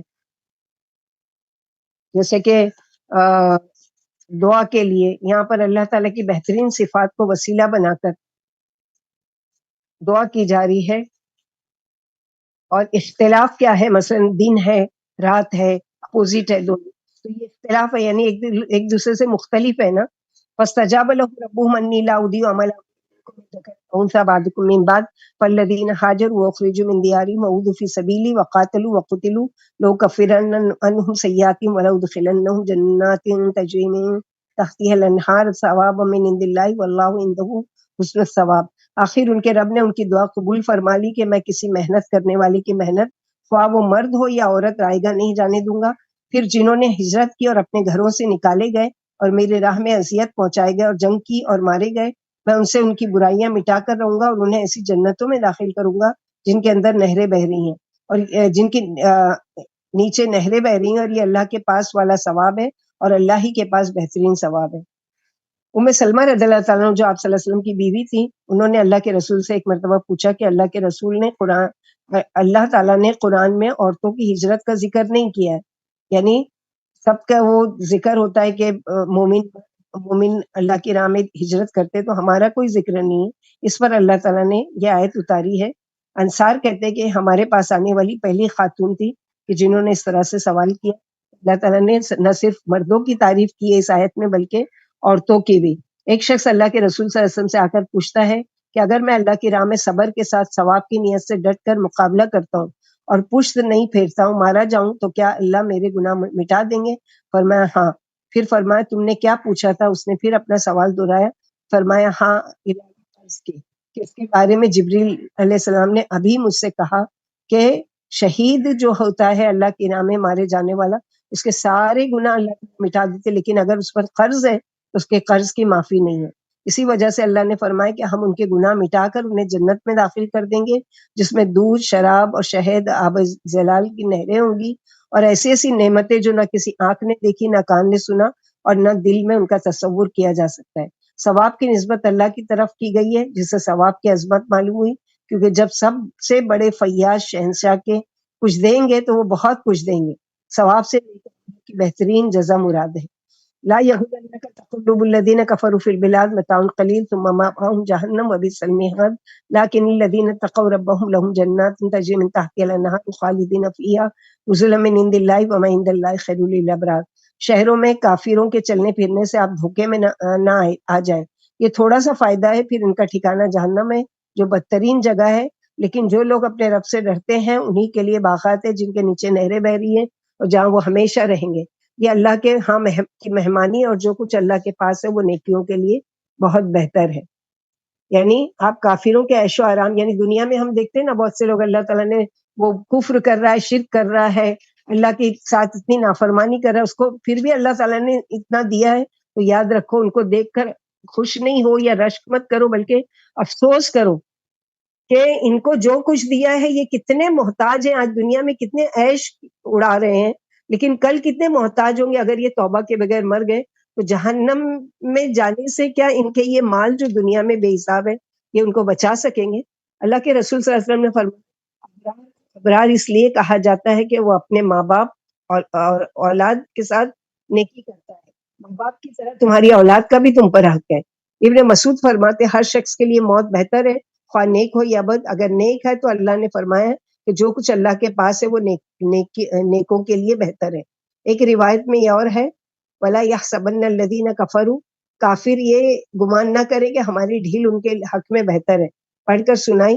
ابو دردہ فرماتے ہر مومن کے لیے موت بہتر ہے اور ہر کافر کے لیے بھی، جو میری بات نہ مانے تو وہ وما عند اللہ خیر للابرار ولا یحسبن الذین کفروا انما نملی لهم، قرآن کی آیتیں پڑھ لے۔ وَإِنَّ مِنْ أَهْلِ الْكِتَابِ لَمَن يُؤْمِنُ بِاللَّهِ وَمَا أُنزِلَ إِلَيْكُمْ وَمَا أُنزِلَ إِلَيْهِمْ خَاشِعِينَ لِلَّهِ لَا يَشْتَرُونَ بِآيَاتِ اللَّهِ ثَمَنًا قَلِيلًا أُولَٰئِكَ لَهُمْ أَجْرُهُمْ عِندَ رَبِّهِمْ إِنَّ اللَّهَ سَرِيعُ الْحِسَابِ يَا أَيُّهَا الَّذِينَ آمَنُوا اصْبِرُوا وَصَابِرُوا وَرَابِطُوا وَاتَّقُوا اللَّهَ لَعَلَّكُمْ تُفْلِحُونَ۔ بلا شبہ بعض اہل کتاب ایسے بھی ہیں جو اللہ پر اور جو تمہاری طرف اترا ہے اس پر اور جو ان کی طرف اترا اس پر بھی ایمان لے آئے ہیں اور اللہ کے سامنے عاجزی کرنے والے ہیں اور اللہ کی آیتوں کو تھوڑی سی پونجی کے بدلے نہیں بیچ دیتے، انہی کا اجر ان کے پاس سے ہے، یقیناً اللہ بہت جلدی حساب لینے والے ہیں۔ اے ایمان والو صبر کرو اور صبر کی ترغیب دو اور جہاد کے لیے تیار رہو اور اللہ سے ڈرتے رہو تاکہ تم فلاح پاؤ۔ کامیاب لوگوں کی کئی نشانیاں بتائی گئی، اس میں سے یہ بھی ہے جیسے کہ حدیث سے ثابت ہے جب جعفر بن ابی طالب نے نجاشی شاہ بادشاہ کے سامنے سورہ مریم پڑھی، دربار میں اراکین سلطنت اور علماء بھی موجود تھے، تو نجاشی رونے لگا اور اس کے ساتھ درباری بھی آبدیدہ ہو گئے، حتیٰ کہ ان کی داڑیاں آنسوؤں سے بھیگ گئی۔ نبی صلی اللہ علیہ وسلم نے نجاشی کی وفات کی صحابہ کو خبر دے کر فرمایا کہ تمہارا حبشی بھائی مر گیا ہے، اس کے جنازے کی نماز پڑھو۔ پھر آپ نے میدان میں نکل کر صفیں قائم کر کے نماز پڑھی۔ اللہ کے رسول صلی اللہ علیہ وسلم نے فرمایا کیا میں تمہیں وہ بات نہ بتاؤں جس سے اللہ گناہ مٹا دیتے ہیں اور درجات بلند فرماتے ہیں؟ ناگواری کے وقت پورا وضو، یعنی دل نہیں چاہ رہا ہے اس وقت پورا وضو کرنا، سخت سردی ہے یا بہت مشکل ہو رہا ہے وضو کرنا یا نیند میں سے اٹھ کر کرنا پڑ رہا ہے تو ایسے وقت میں وضو کرنا، کثرت سے مساجد کی طرف قدم اٹھانا اور ایک نماز کے بعد دوسری نماز کا انتظار کرتے رہنا، تمہارے لیے رباط یہی ہے، تمہارے لیے رباط یہی ہے، تمہارے لیے رباط یہی ہے۔ 3 دفعہ آپ صلی اللہ علیہ وسلم نے فرمایا رباط یعنی جمے رہنا کسی چیز پر۔ اللہ کے رسول صلی اللہ علیہ وسلم نے فرمایا اللہ کی راہ میں ایک دن کا پہرا دینا دنیا مافیا سے بہتر ہے، ایک دن رات کا پہرا ایک ماہ کے دن کے روزوں سے اور رات کے قیام سے بہتر ہے۔ اگر پہرے دار مر جائے تو اس کا عمل جاری رہے گا، اسے روزی ملے گی اور منکر نکیر سے محفوظ رہے گا۔ ہر میت کا عمل اس کی موت سے ختم ہو جاتا ہے مگر اس کا عمل ختم نہیں ہوتا جو اللہ کی راہ میں سرحدوں کی حفاظت کرتا ہوا مر جائے، اس کا عمل قیامت تک بڑھتا رہے گا اور وہ فتنہ قبر بھی محفوظ رہے گا۔ جب اللہ قیامت کے دن اسے اٹھائیں گے تو بڑی گھبراہٹ سے محفوظ رہے گا۔ جو شخص سرحد کی حفاظت کرتا ہوا مر جائے وہ قبر کے فتنے سے اور بڑی گھبراہٹ سے امن میں رہے گا، اسے جنت سے روزی ملے گی اور قیامت تک پہرے داری کا اجر ملتا رہے گا۔ جس نے 3 دن مسلمانوں کی سرحد کی حفاظت کی اسے سال بھر کی محافظت کا ثواب ملے گا۔ اللہ کی راہ میں ایک رات کی چوکی داری 1000 دنوں سے بہتر ہے جن کے دنوں میں روزے اور راتوں میں قیام ہو، یعنی اتنا بڑا ثواب۔ الحمدللہ الذی بنعمتہ تتم الصالحات، اللہ کے فضل و کرم سے ہم نے آل عمران مکمل کرنے کی کوشش کی۔ ابو ہریرہ رضی اللہ عنہ فرماتے ہیں اللہ کے رسول صلی اللہ علیہ وسلم سے درخواست کی کہ مجھے کوئی ایسا عمل سکھا دیجیے جس سے مجھے اللہ کی راہ کے مجاہدوں کا ثواب ملے۔ پوچھا کیا تم لگاتار نماز پڑھ سکتے ہو، کبھی سستی پیدا نہ ہو اور ہمیشہ روزے سے رہ سکتے ہو، کبھی روزہ نہیں افطار کرو؟ بولا یا رسول اللہ صلی اللہ علیہ وسلم میں کمزور ہوں، مجھ میں ایک عمل کی بھی طاقت نہیں۔ فرمائے اس کی قسم جس کے ہاتھ میں میری جان ہے اگر یہ عمل تمہارے بس کے بھی ہوتے تب بھی اللہ کی راہ کے مجاہدوں کے درجات کو نہیں پا سکتے۔ تمہیں معلوم ہے کہ اگر مجاہد کے گھوڑے کی رسی ڈھیلی ہو جائے اور وہ ادھر ادھر چلا جائے اس پر بھی مجاہد کو ثواب ملتا ہے۔ پھر فرمایا ہر حال میں اللہ سے ڈرتے رہو، برائی کے بعد بھلائی کر لو، یہ بھلائی اس پر برائی کو مٹا دے گی، اور لوگوں سے اچھے اخلاق سے پیش آؤ تاکہ تمہیں دنیا اور آخرت میں کامیابی نصیب ہو۔ اللہم انی اعوذ بک من خزی الدنیا وعذاب الآخرہ یا ارحم الراحمین۔ ٹائم میں نے ابھی دیکھا کہ ٹائم ہو چکا ہے، تو انشاءاللہ باذن اللہ کل سورہ نساء کو ہم شروع کریں گے۔ اللہ سبحانہ وتعالیٰ سے دعا ہے کہ اللہ تعالیٰ ہم لوگوں کو کہنے سننے سے زیادہ عمل کرنے کی توفیق عطا فرمائے، اللہ ہمارے راستے کی تمام رکاوٹوں کو دور کرے کہ ہم اس کام کو بحسن و خوبی انجام دے سکیں۔ اللہ سبحانہ وتعالیٰ ہم سب کے جمع ہونے کو قبول کرے، ہم سے راضی ہو جائے۔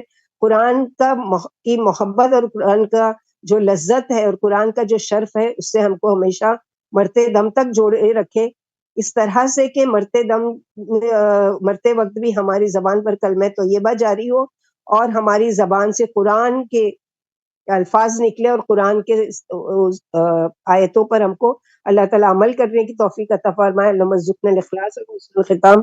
ربنا تقبل منا انک انت السمیع العلیم وتب علینا انک انت التواب الرحیم۔ سبحان ربک رب العزۃ عما یصفون وسلام علی المرسلین والحمد للہ رب العالمین۔ سبحانک اللہم وبحمدک، اشہد ان لا الہ الا انت، استغفرک واتوب الیک۔ السلام علیکم ورحمۃ اللہ وبرکاتہ۔ جزاکم اللہ خیرا کثیرا کثیرا۔ اللہ تعالیٰ آپ سب کے جمع ہونے کو قبول کرے اور اللہ ہم سب سے راضی ہو جائے، آمین۔